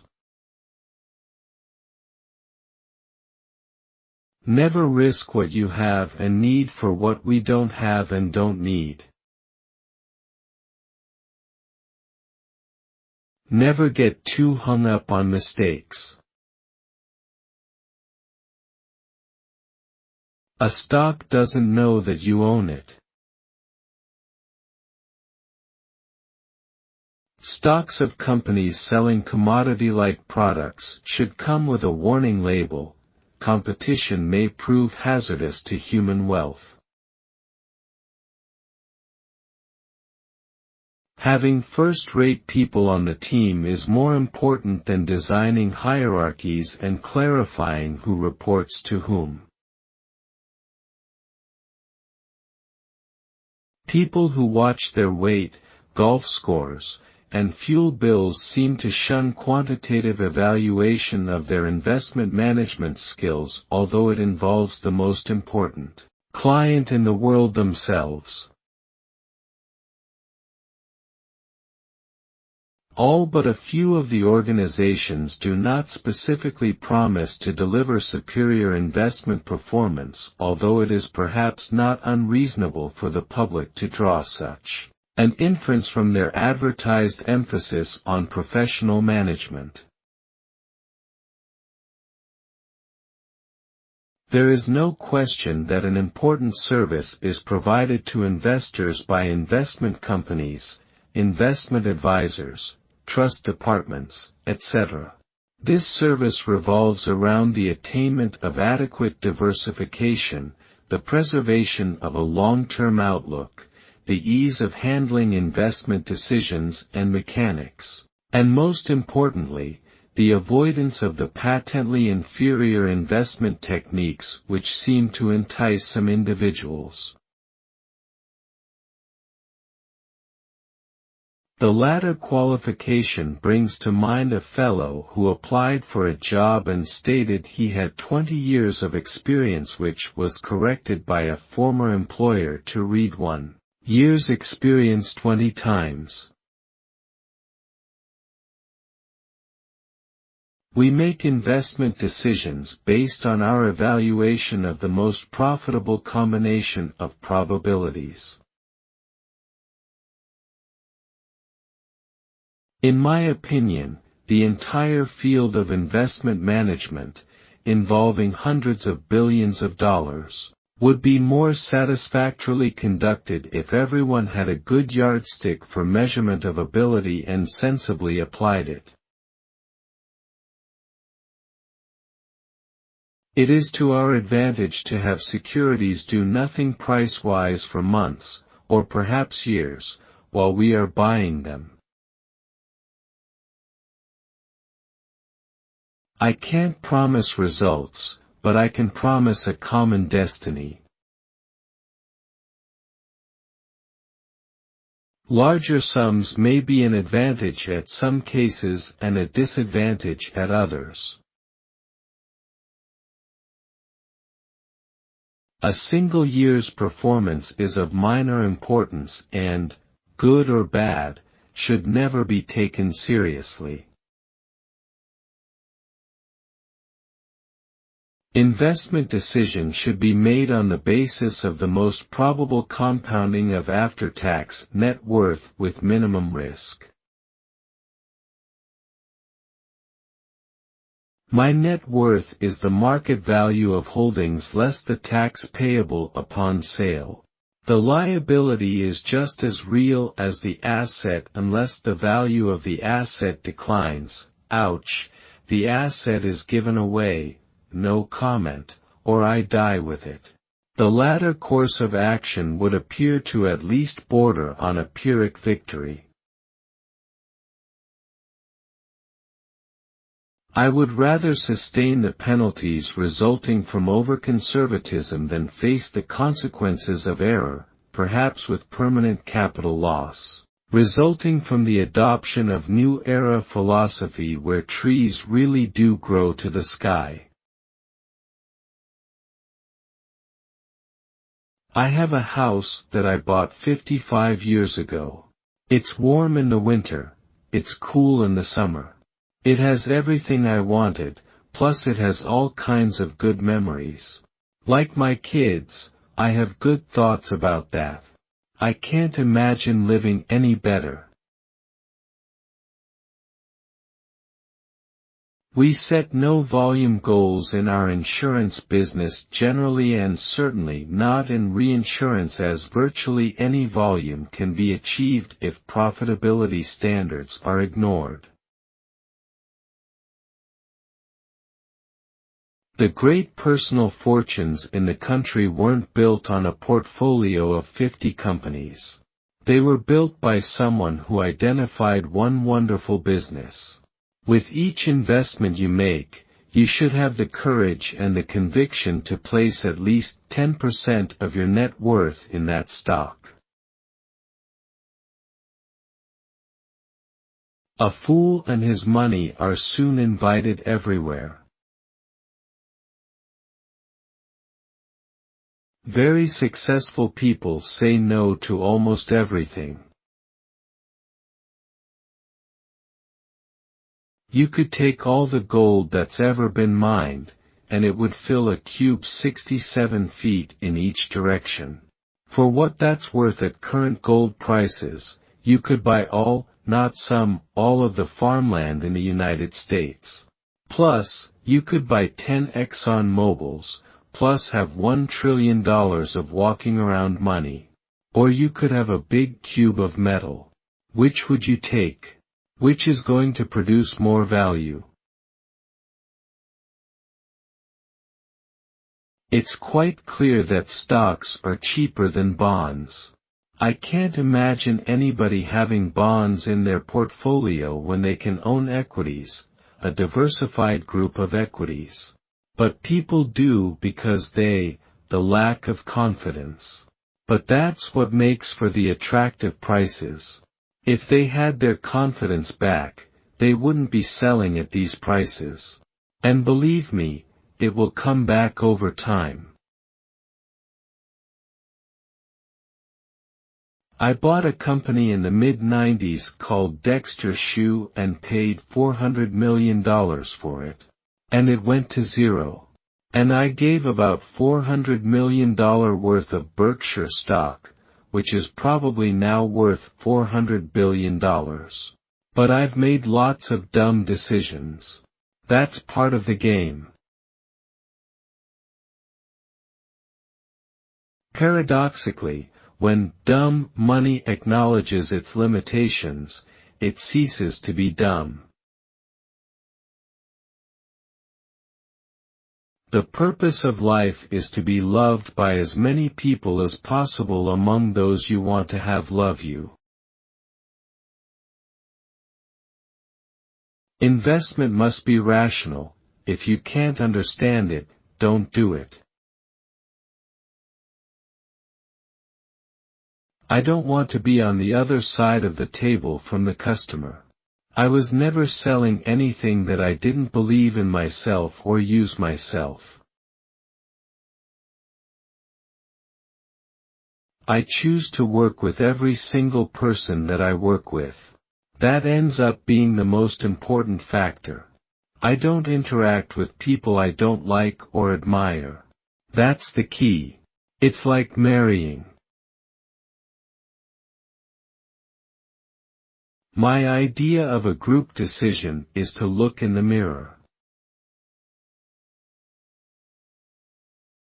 There is nothing like writing to force you to think and get your thoughts straight.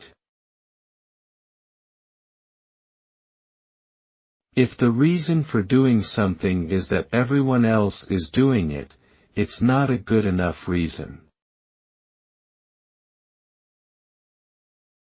With each investment you make, you should have the courage and the conviction to place at least 10% of your net worth in that stock. Take Wrigley's chewing gum. I don't think the internet is going to change how people chew gum.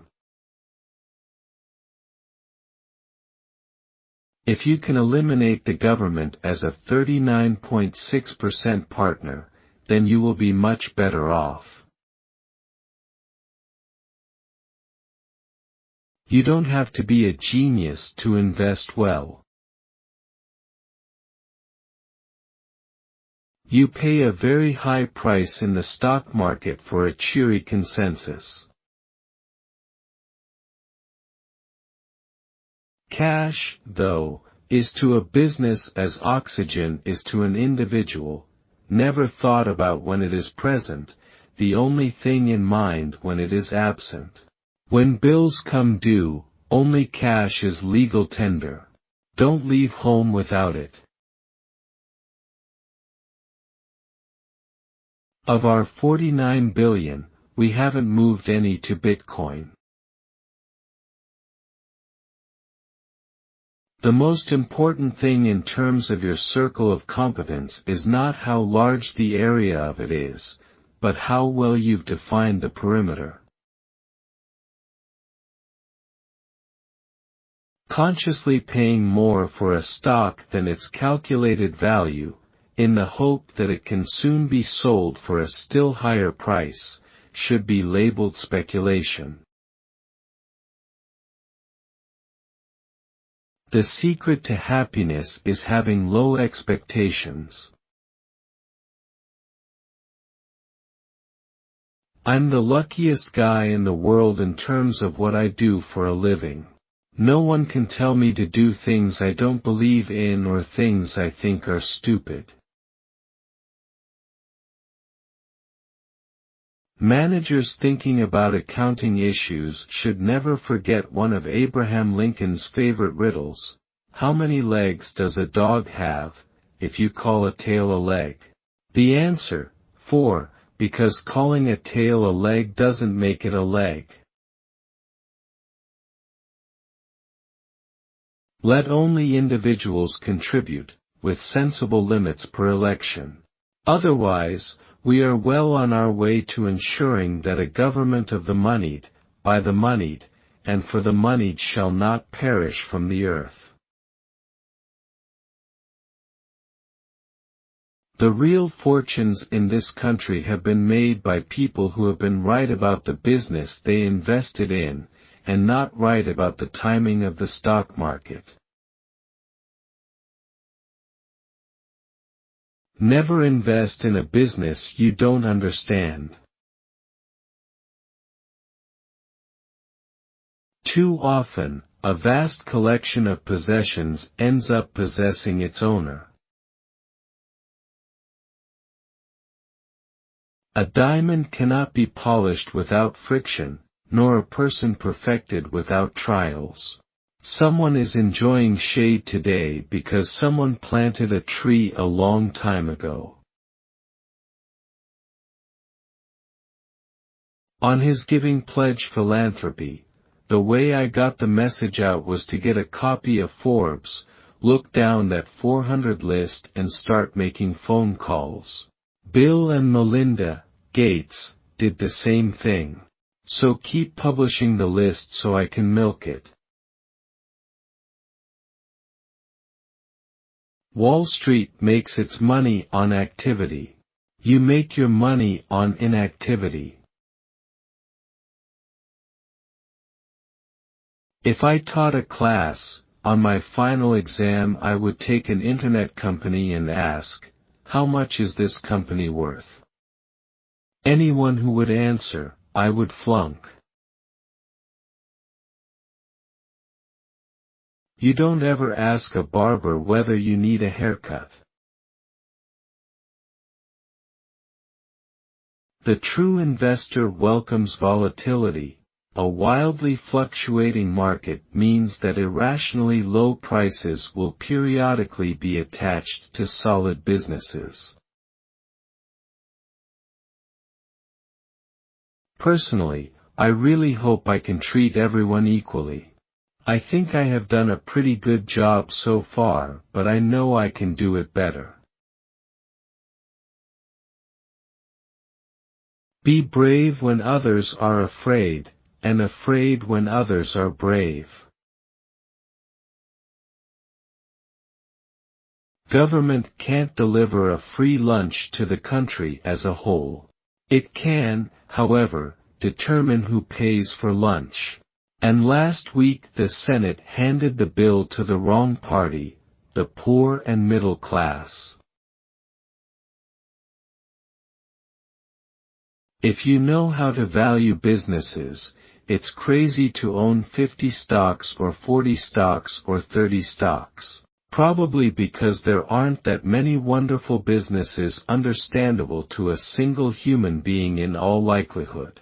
To forego buying more of some super wonderful business and instead put your money into number 30 or number 35 on your list of attractiveness just strikes Charlie and me as madness. If knowing history made you rich, librarians would be billionaires. We say we are trying to buy into businesses with excellent economics, run by honest and able people at a decent price. We buy very few securities, so we look at it as focused investing. When they get their ego involved, people do things they shouldn't do. We would do best in a market where everyone acted foolishly. You can be sure that over the next 10 years, you'll see something that you did not think was possible. You really don't need leverage in this world much. If you're smart, you're going to make a lot of money without borrowing. I've never borrowed a significant amount of money in my life. Never. Never will. I've got no interest in it. The other reason is I never thought I would be way happier when I had 2x instead of x. You ought to have a good time all the time as you go along. We rarely use much debt and, when we do, we attempt to structure it on a long-term fixed-rate basis. We will reject interesting opportunities rather than over-leverage our balance sheet. This conservatism has penalized our results, but it is the only behavior that leaves us comfortable, considering our fiduciary obligations to policyholders, depositors, lenders and the many equity holders who have committed unusually large portions of their net worth to our care. Charlie and I have a number of filters that things have to get through before we'll think about them. Not doing what we love in the name of greed is very poor management of our lives. When the brothel burns down, even the pretty girls have to run out. The three most important words in investing: margin of safety.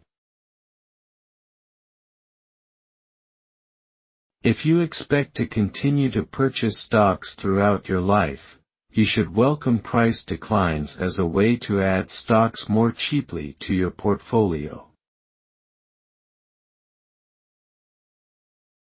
I've made money over the years by buying into good companies, run by good people, at attractive prices.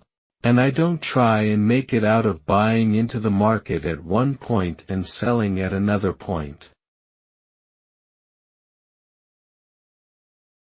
Risk comes from not knowing what you are doing, so wide diversification is only required and investors are ignorant.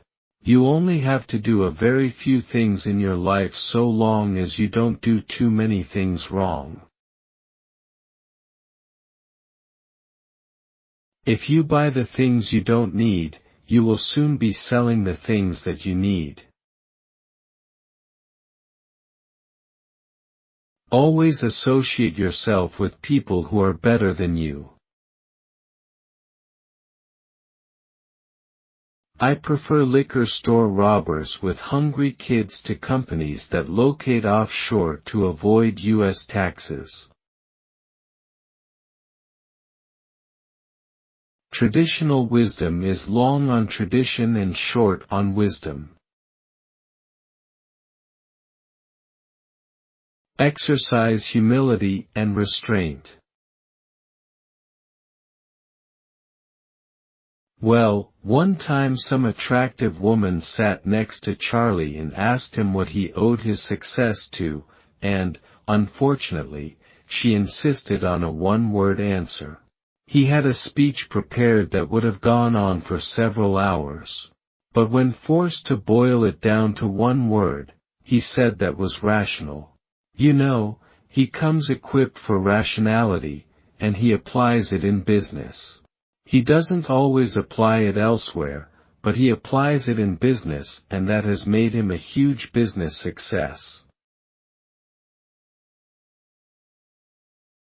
I would say that life at 84, I am having as much fun as I've ever had in my life.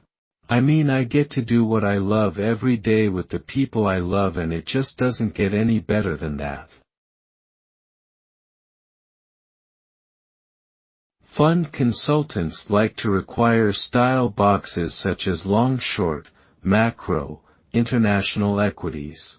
At Berkshire our only style box is smart. It's important to have the right monetary policy. It's important to have the right fiscal policy. But it's nowhere near as important as just the normal regenerative capacity of American capitalism. One of the ironies of the stock market is the emphasis on activity. Brokers, using terms such as marketability and liquidity, sing the praises of companies with high share turnover. But investors should understand that what is good for the croupier is not good for the customer. A hyperactive stock market is the pickpocket of enterprise.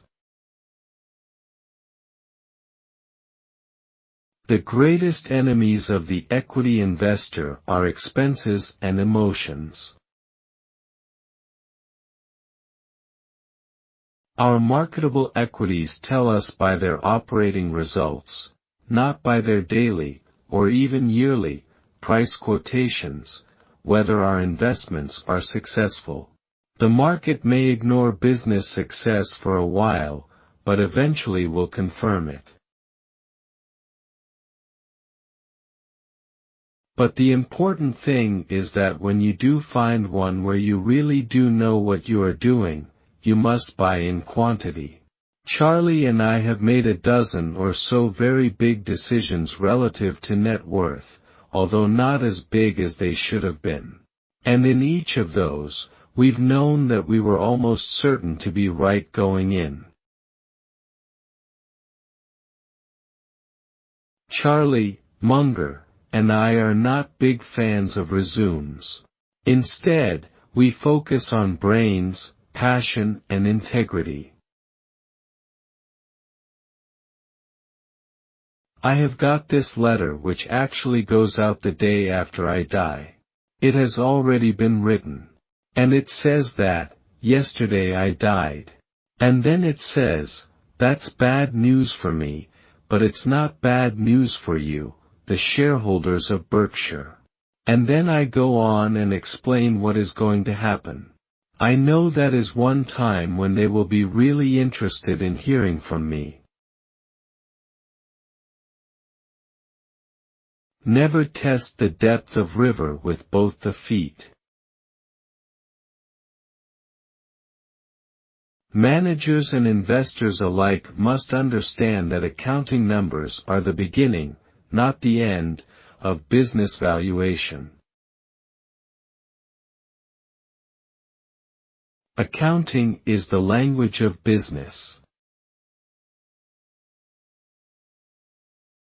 Never depend on a single source of income. Investing is simple, but not easy. I read annual reports of the company I'm looking at and I read the annual reports of the competitors, that is the main source of material. I will do anything that is basically covered by the law to reduce Berkshire's tax rate. For example, on wind energy, we get a tax credit if we build a lot of wind farms. That's the only reason to build them. They don't make sense without the tax credit. Money will always flow toward opportunity, and there is an abundance of that in America. Buy into a company because you want to own it, not because you want the stock to go up. The .350 hitter expects, and also deserves, a big payoff for his performance, even if he plays for a cellar-dwelling team. And a .150 hitter should get no reward, even if he plays for a pennant winner. I'm happy when I can spend every day doing the things that I like to do. That's my luxury. I look at everything. That's my job. I really do, every day. I think about everything. Stocks are the only thing that people are happy to buy when the price goes up. Money is not everything. Make sure you earn a lot before speaking such nonsense. Take the high road, it's far less crowded. I'll bring my tax returns, you bring yours. I'll meet you anytime anywhere.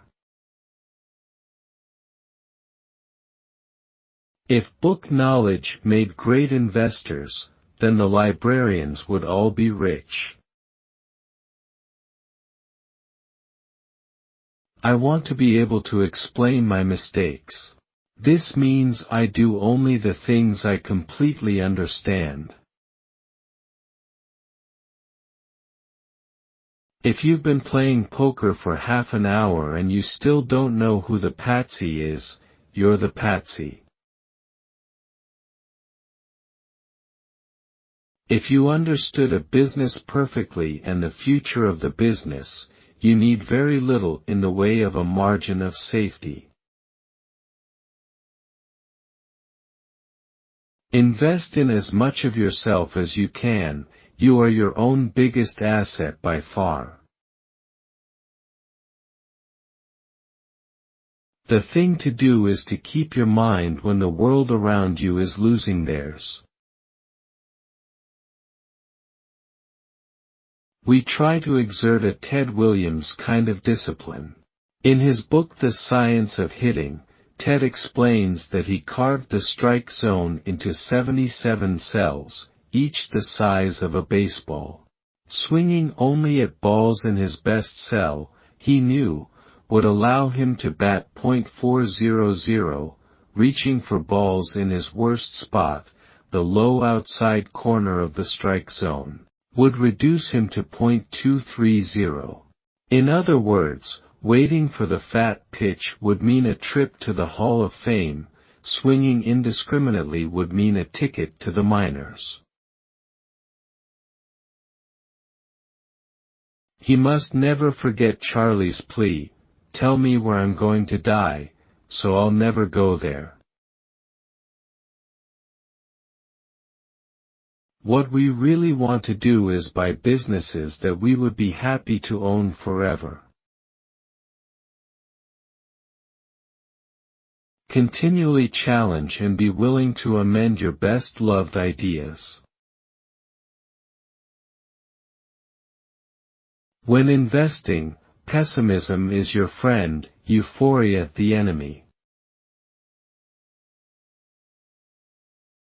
I look for businesses in which I think I can predict what they're going to look like in 10 to 15 years' time.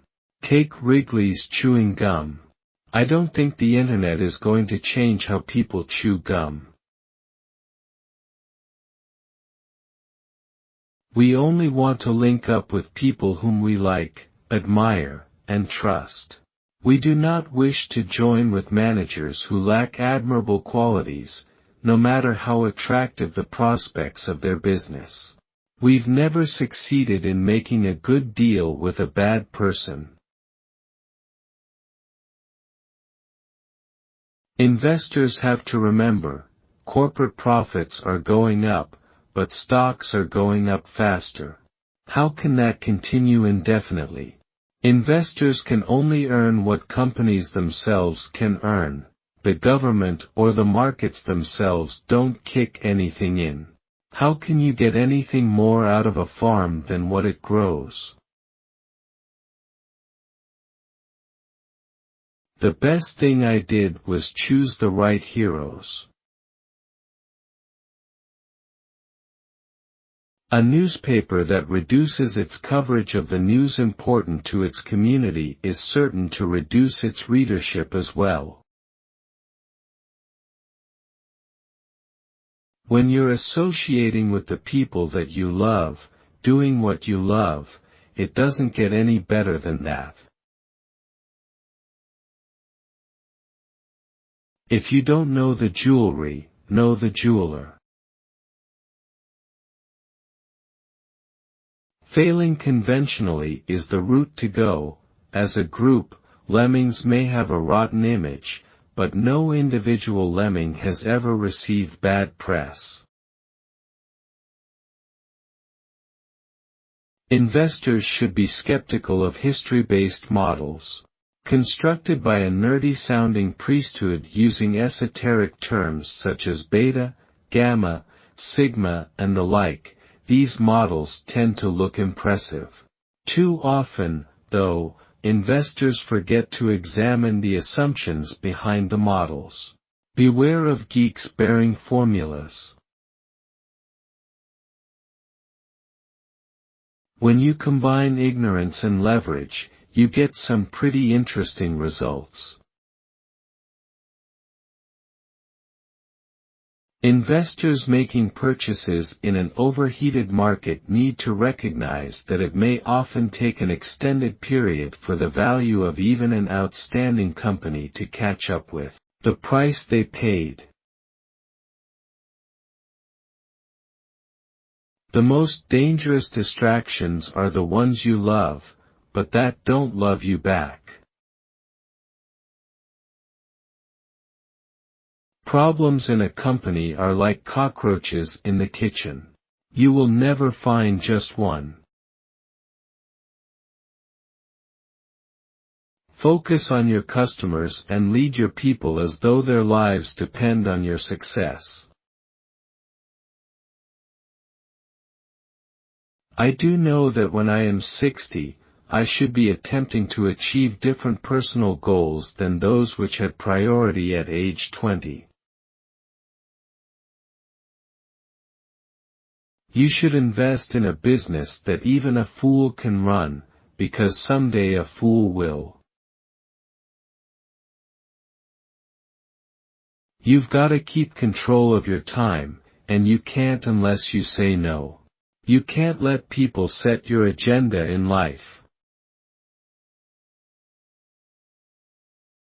The greater the potential for reward in the value portfolio, the less risk there is. Great investment opportunities come around when excellent companies are surrounded by unusual circumstances that cause the stock to be misappraised. Our stay-put behavior reflects our view that the stock market serves as a relocation center at which money is moved from the active to the patient. The rich invest in time, the poor invest in money. My friends and I have been coddled long enough by a billionaire-friendly Congress. Forecasts usually tell us more of the forecaster than of the forecast. When we own portions of outstanding businesses with outstanding managements, our favorite holding period is forever. The ideal business is one that earns very high returns on capital and that keeps using lots of capital at those high returns. That becomes a compounding machine. Too often, a vast collection of possessions ends up possessing its owner. The asset I most value, aside from health, is interesting, diverse, and long-standing friends. Cash combined with courage in a time of crisis is priceless. If you are not willing to own a stock for 10 years, do not even think about owning it for 10 minutes. Nothing sedates rationality like large doses of effortless money. The less prudence with which others conduct their affairs, the greater the prudence with which we should conduct our own affairs. I think you are out of your mind if you keep taking jobs that you don't like because you think it will look good on your resume. Isn't that a little like saving up sex for your old age? A pin lies in wait for every bubble.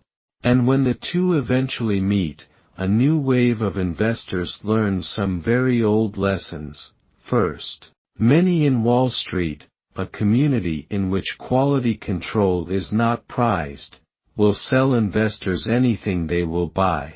Second, speculation is most dangerous when it looks easiest. I have pledged, to you, the rating agencies and myself, to always run Berkshire with more than ample cash. We never want to count on the kindness of strangers in order to meet tomorrow's obligations. When forced to choose, I will not trade even a night's sleep for the chance of extra profits. It's nice to have a lot of money, but you don't want to keep it around forever. I prefer buying things. Otherwise, it's a little like saving sex for your old age. The most important investment you can make is in yourself. Very few people get anything like their potential horsepower translated into the actual horsepower of their output in life. Potential exceeds realization for many people. The best asset is your own self.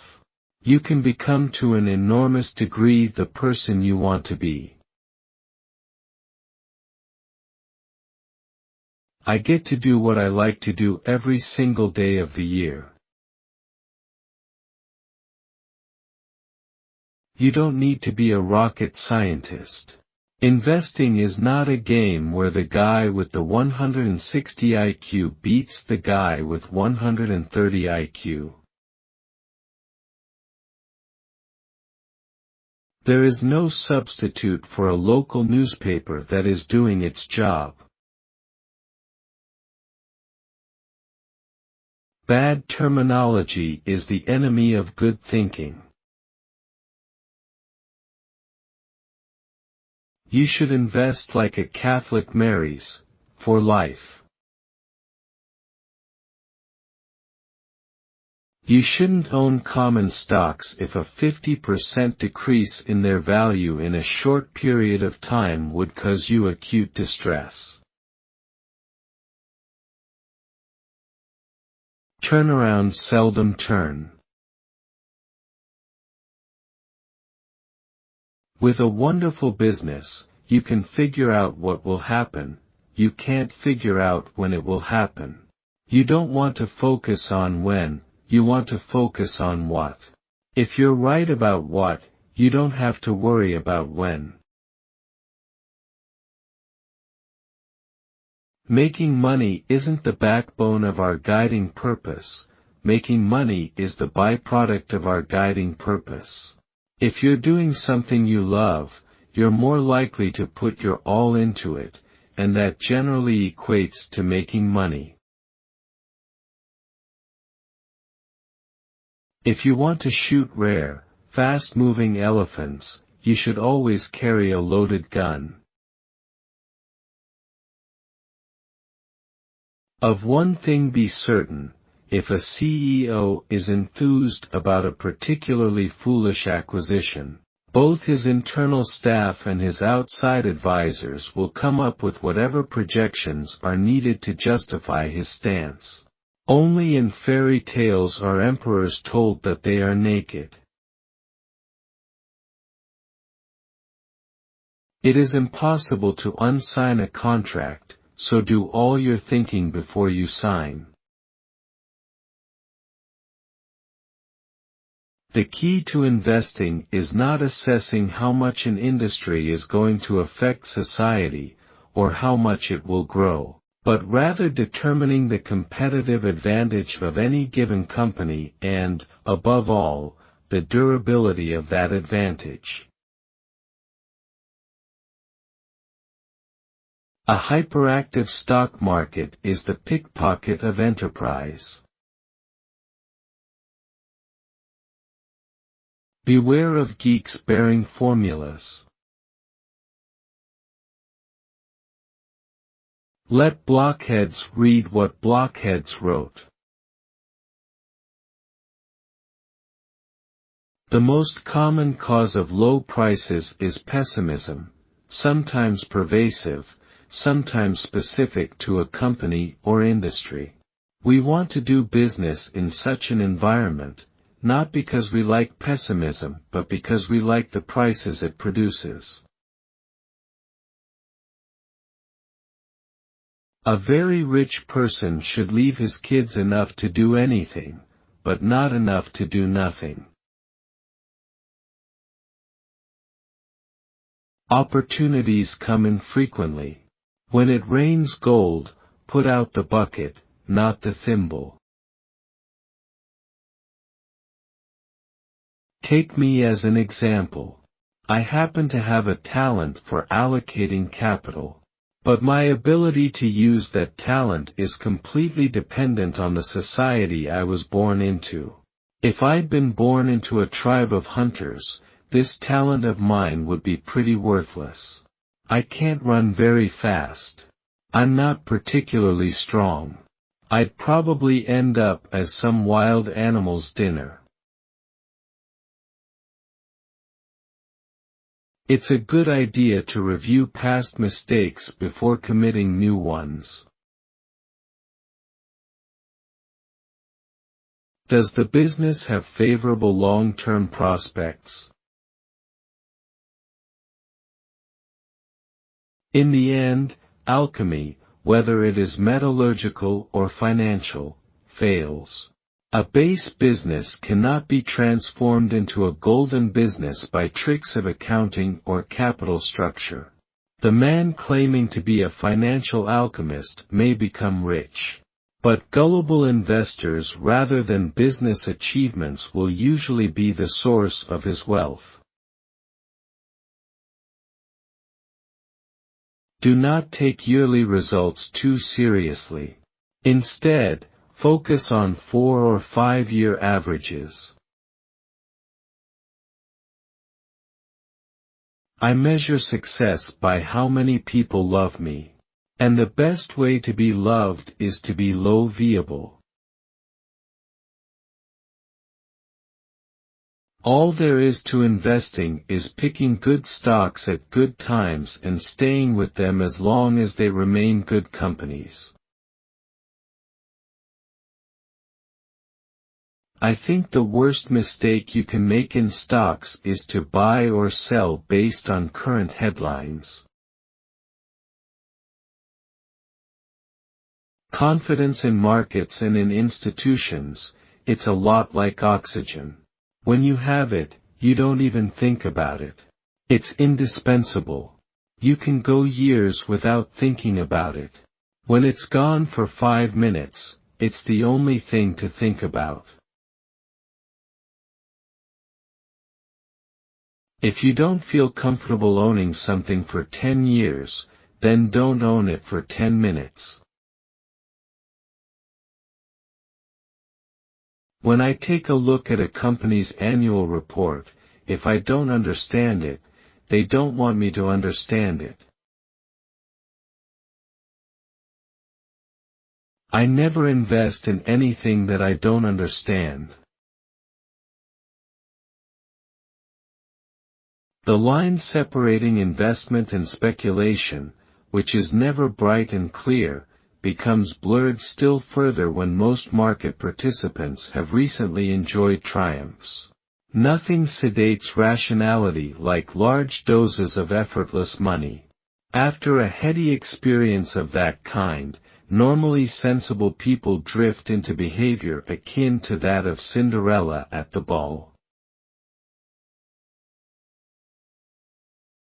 As an investor with small capital, one should prefer businesses that have high returns on capital and that require little incremental investment to grow. Knowing what to leave out is just as important as knowing what to focus on. Would your reply possibly be this? Well, it all depends on what my tax rate will be on the gain you're saying we're going to make. If the taxes are too high, I would rather leave the money in my savings account, earning 0.25%. Only in Grover Norquist's imagination does such a response exist. If the world couldn't see your results, would you rather be thought of as the world's greatest investor but in reality have the world's worst record? Or be thought of as the world's worst investor when you were actually the best?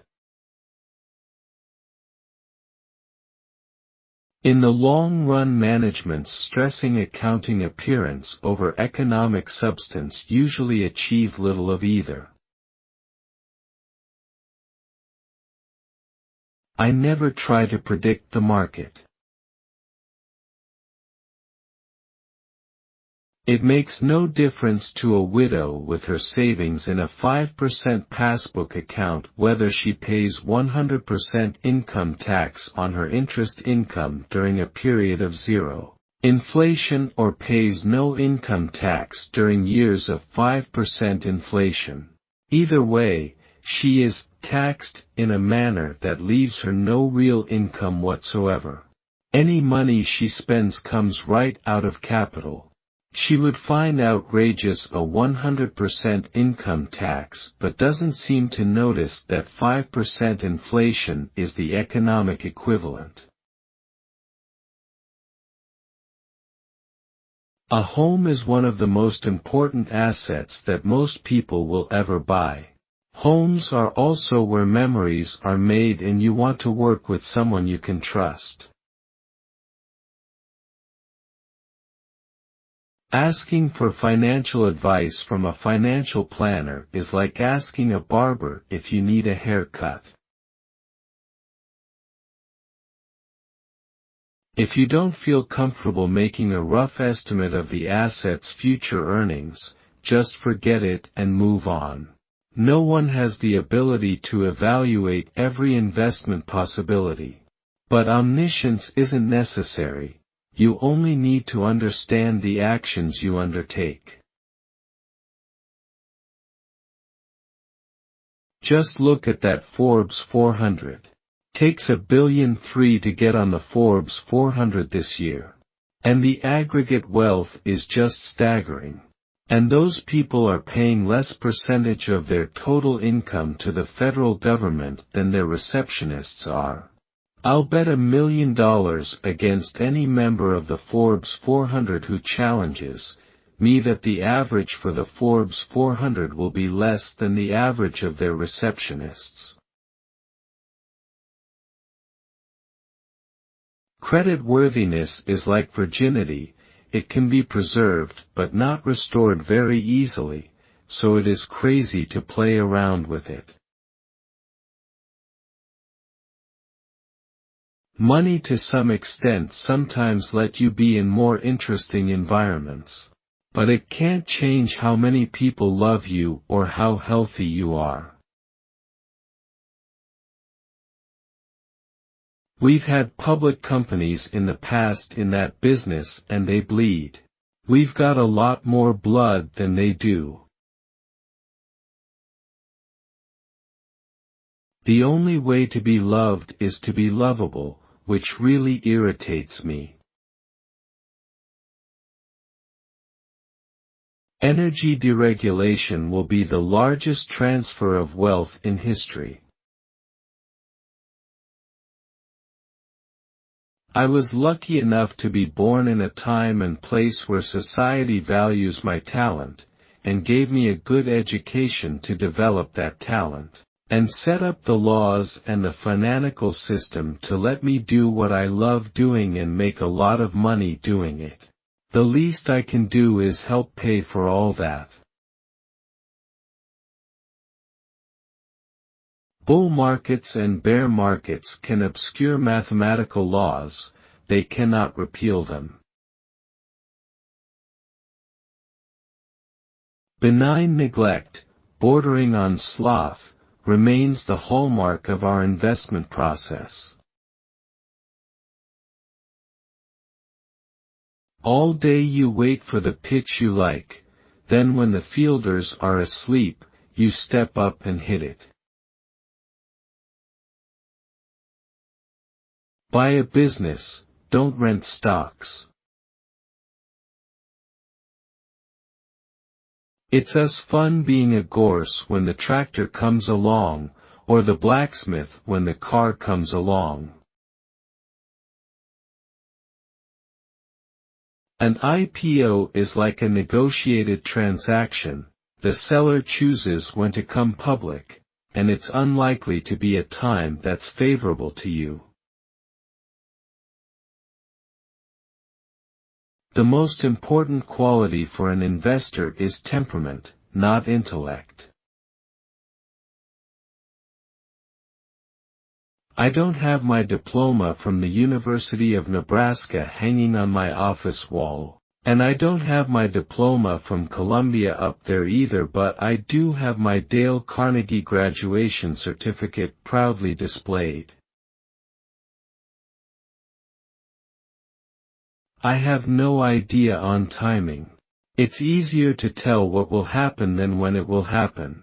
I would say that what is going on in terms of trade policy is going to have very important consequences. There are certain things that cannot be adequately explained to a virgin either by words or pictures. Investors, of course, can, by their own behavior, make stock ownership highly risky. And many do. Active trading, attempts to time market movements, inadequate diversification, the payment of high and unnecessary fees to managers and advisors, and the use of borrowed money can destroy the decent returns that a lifelong owner of equities would otherwise enjoy. Indeed, borrowed money has no place in the investor's toolkit. The most important investment you can make is in yourself. Nobody can tax it or take it away from you. Look for companies with high profit margins. Gold is a way of going long on fear, and it has been a pretty good way of going long on fear from time to time. But you really have to hope people become more afraid in a year or 2 years than they are now. And if they become more afraid, you make money. If they become less afraid, you lose money, but the gold itself doesn't produce anything. If you can't communicate and talk to other people and get across your ideas, you're giving up your potential. You'd get very rich if you thought of yourself as having a card with only 20 punches in a lifetime, and every financial decision used up 1 punch. You'd resist the temptation to dabble. You'd make more good decisions and you'd make more big decisions. It is not necessary to do extraordinary things to get extraordinary results. The plan itself is opportunism. There is no plan before that. The best thing that happens to us is when a great company gets into temporary trouble, we want to buy them when they're on the operating table.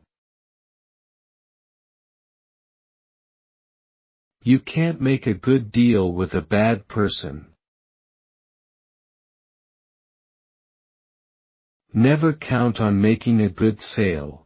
Have the purchase price be so attractive that even a mediocre sale gives good results. The key to success is emotional stability. You have to understand accounting and you have to understand the nuances of accounting. It's the language of business and it's an imperfect language. But unless you are willing to put in the effort to learn accounting, how to read and interpret financial statements, you really shouldn't select stocks yourself. We continue to make more money when snoring than when active. Forecasts may tell you a great deal about the forecaster, they tell you nothing about the future. In looking for people to hire, look for 3 qualities: integrity, intelligence and energy. And if they don't have the first, the other 2 will kill you. I try to buy stock in businesses that are so wonderful that an idiot can run them. Because sooner or later, one will. The stock market, like the Lord, helps those who help themselves. But, unlike the Lord, the market does not forgive those who know not what they do. In the financial markets I find it easy to predict what will happen and very difficult to predict when it will happen. I think that things were clear during the bubble as to what would happen eventually. The one piece of advice I can give you is, do what turns you on. Do something that if you had all the money in the world, you'd still be doing it. You've got to have a reason to jump out of bed in the morning. Things you like to do should be a hobby of yours, but things the world does should be a business of yours. Never ask a barber if you need a haircut. Outstanding long-term results are produced primarily by avoiding dumb decisions, rather than by making brilliant ones. Investing is foregoing consumption now in order to have the ability to consume more at a later date. I made my first investment at age 11. I was wasting my life up until then. The truth is, everything that has happened in my life, that I thought was a crushing event at the time, has turned out for the better. Trust is like the air we breathe when it's present, nobody really notices, when it's absent, everybody notices. If you're in the luckiest 1% of humanity, you owe it to the rest of humanity to think about the other 99%.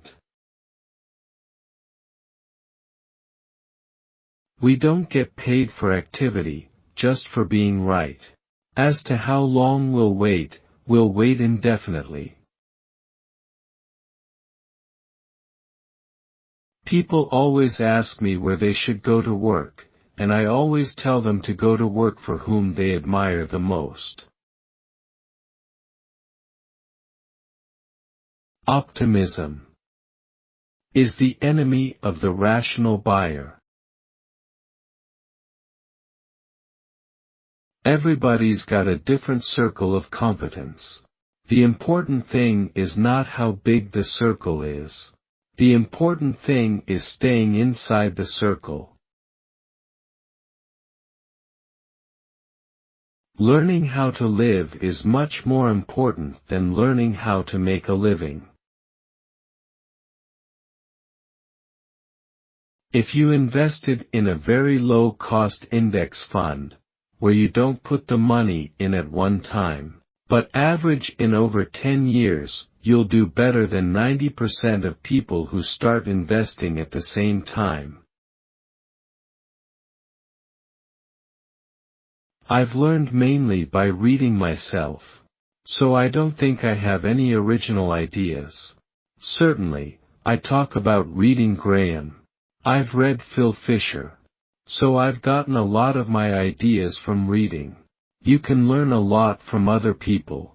In fact, I think if you learn basically from other people, you don't have to get too many new ideas on your own.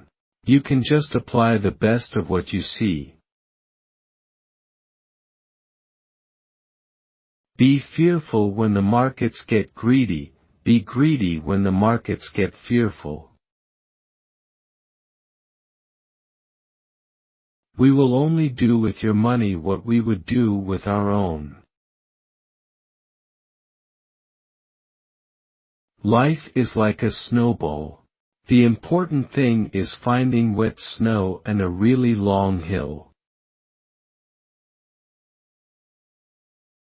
How do you beat Bobby Fischer? You play him at any game but chess. I try to stay in games where I have an edge.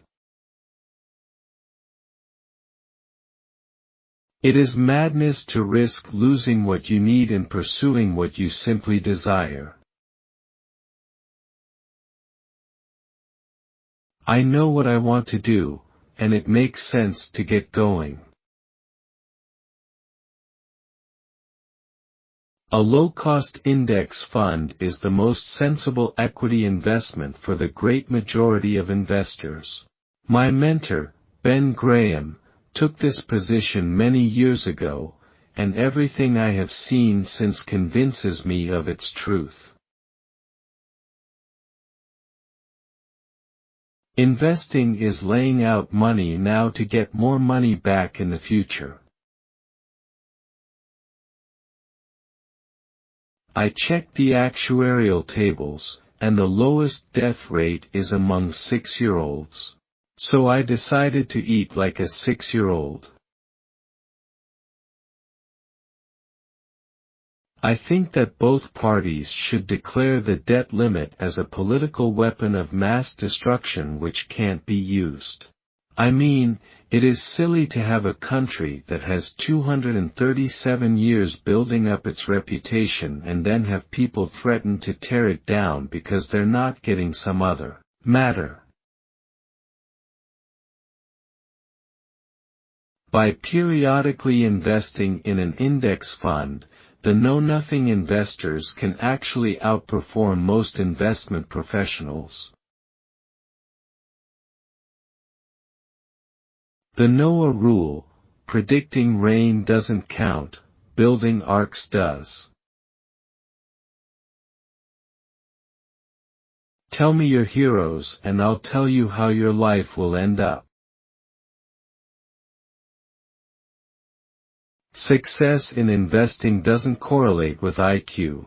Once you are above the level of 25, once you have ordinary intelligence, what you need is the temperament to control the urges that get other people into trouble in investing. It is more important to say no to an opportunity than to say yes. The difference between successful people and really successful people is that really successful people say no to almost everything. I could end the deficit in 5 minutes. You just pass a law that says that any time there is a deficit of more than 3% of GDP, all sitting members of Congress are ineligible for re-election. It is better to point out your own mistakes than have somebody else do it. The smartest side to take in a bidding war is the losing side. Investing in yourself is the best thing you can do. If you've got talents, no one can take them from you. When forced to choose, I will not trade even a night's sleep for the chance of extra profits. Taking jobs to build up your resume is the same as saving up sex for old age. There are 3 kinds of people. 1. Innovators. 2. Imitators. 3. Idiots. Do what you would do for free. Having passion for what you do is the most important thing. A prediction about the direction of the stock market tells you nothing about where stocks are headed, but a whole lot about the person doing the predicting. The dumbest reason in the world to buy a stock is because it's going up. The best business returns are usually achieved by companies that are doing something quite similar today to what they were doing 5 or 10 years ago. You will be right, over the course of many transactions, if your hypotheses are correct, your facts are correct, and your reasoning is correct. True conservatism is only possible through knowledge and reason. Take the probability of loss times the amount of possible loss from the probability of gain times the amount of possible gain. That is what we're trying to do. It's imperfect, but that's what it's all about. Many stock options in the corporate world have worked in exactly that fashion. They have gained in value simply because management retained earnings, not because it did well with the capital in its hands. A CEO's behavior has a huge impact on managers down the line. I am a better investor because I am a businessman, and a better businessman because I am no investor. Activity is the enemy of investment returns. Our leaders have asked for shared sacrifice. But when they did the asking, they spared me. I checked with my mega-rich friends to learn what pain they were expecting. They, too, were left untouched. I do not like debt and do not like to invest in companies that have too much debt, particularly long-term debt. With long-term debt, increases in interest rates can drastically affect company profits and make future cash flows less predictable. Stop trying to predict the direction of the stock market, the economy, or elections. Our favorite holding period is forever. By companies with strong histories of profitability and with a dominant business franchise. When people tell me they've learned from experience, I tell them the trick is to learn from other people's experience. If you cannot control your emotions, you cannot control your money. I insist on a lot of time being spent, almost every day, to just sit and think. That is very uncommon in American business. When it's raining gold, reach for a bucket, not a thimble. Gold gets dug out of the ground in Africa, or someplace. Then we melt it down, dig another hole, bury it again and pay people to stand around guarding it. It has no utility. Anyone watching from Mars would be scratching their head. Never be afraid to ask for too much when selling or offer too little when buying. If you lose money for the firm, I will be forgiving. If you lose reputation, I will be ruthless. Investment students need only 2 well-taught courses: how to value a business and how to think about market prices. The wise man once said, invest young. Never give up searching for the job that you're passionate about. Try to find the job you'd have if you were independently rich. Forget about the pay. When you're associating with the people that you love, doing what you love, it doesn't get any better than that. If you knew what was going to happen in the economy, you still wouldn't necessarily know what was going to happen in the stock market. Most people get interested in stocks when everyone else is. The time to get interested is when no one else is. You can't buy what is popular and do well. First come the innovators, then come the imitators, then come the idiots. Do not put all your eggs in one basket.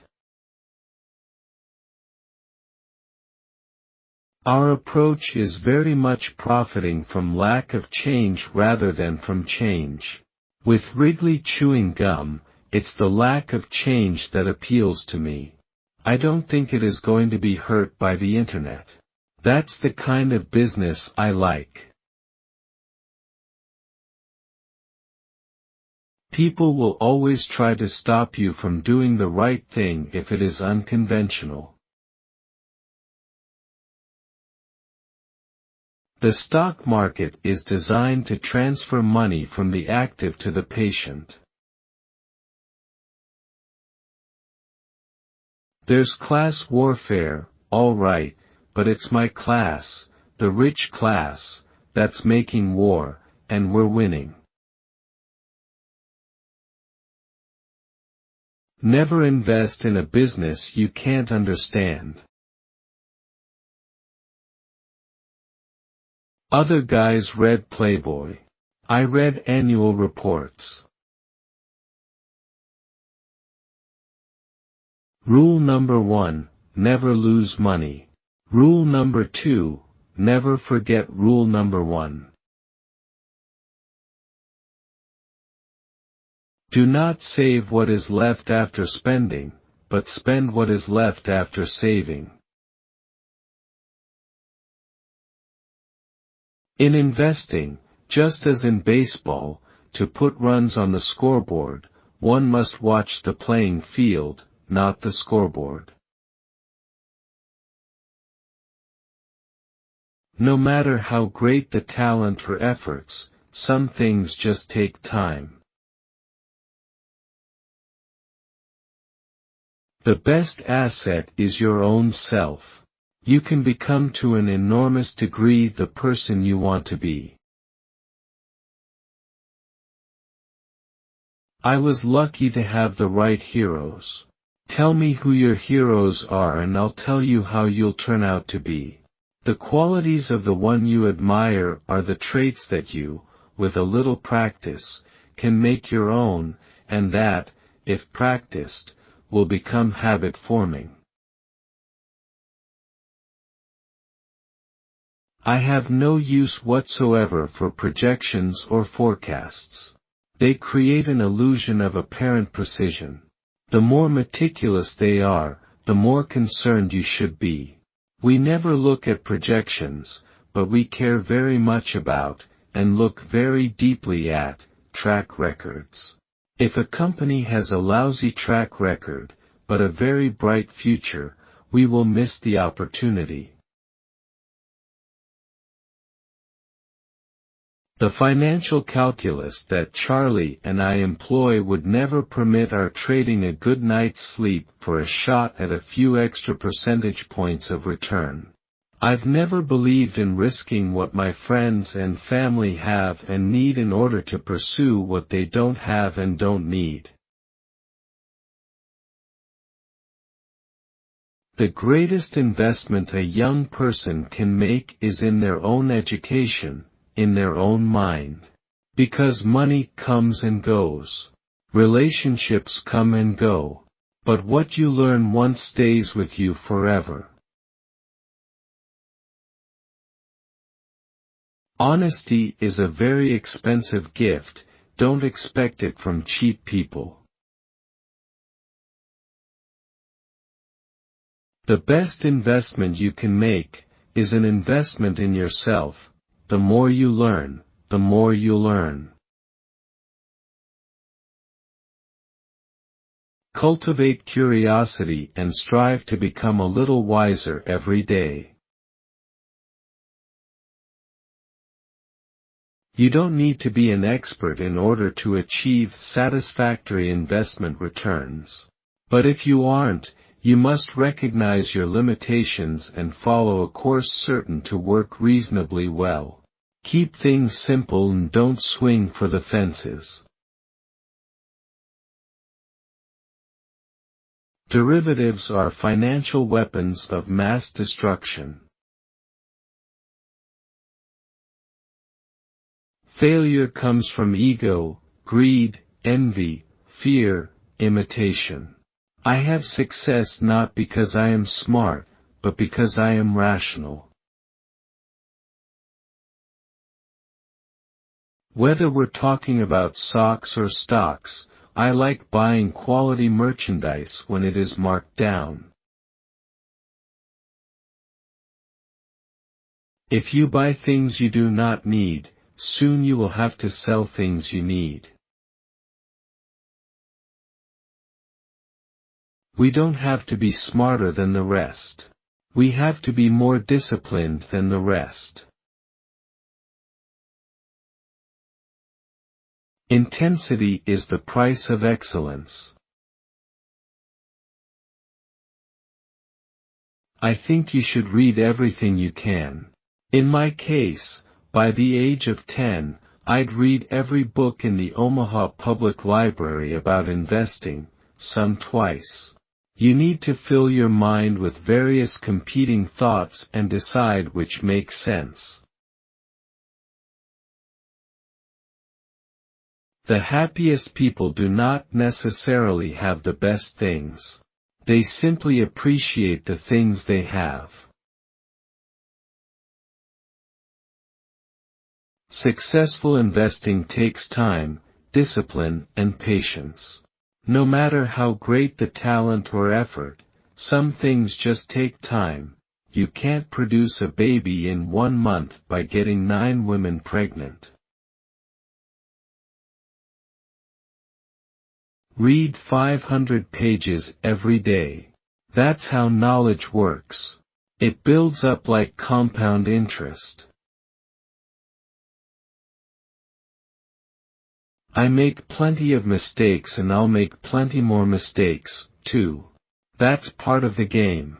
You've just got to make sure that the right things overcome the wrong ones. Look for 3 things in a person: intelligence, energy, integrity. If they don't have the last one, don't even bother with the first 2. If you don't find a way to make money while you sleep, you will work until you die.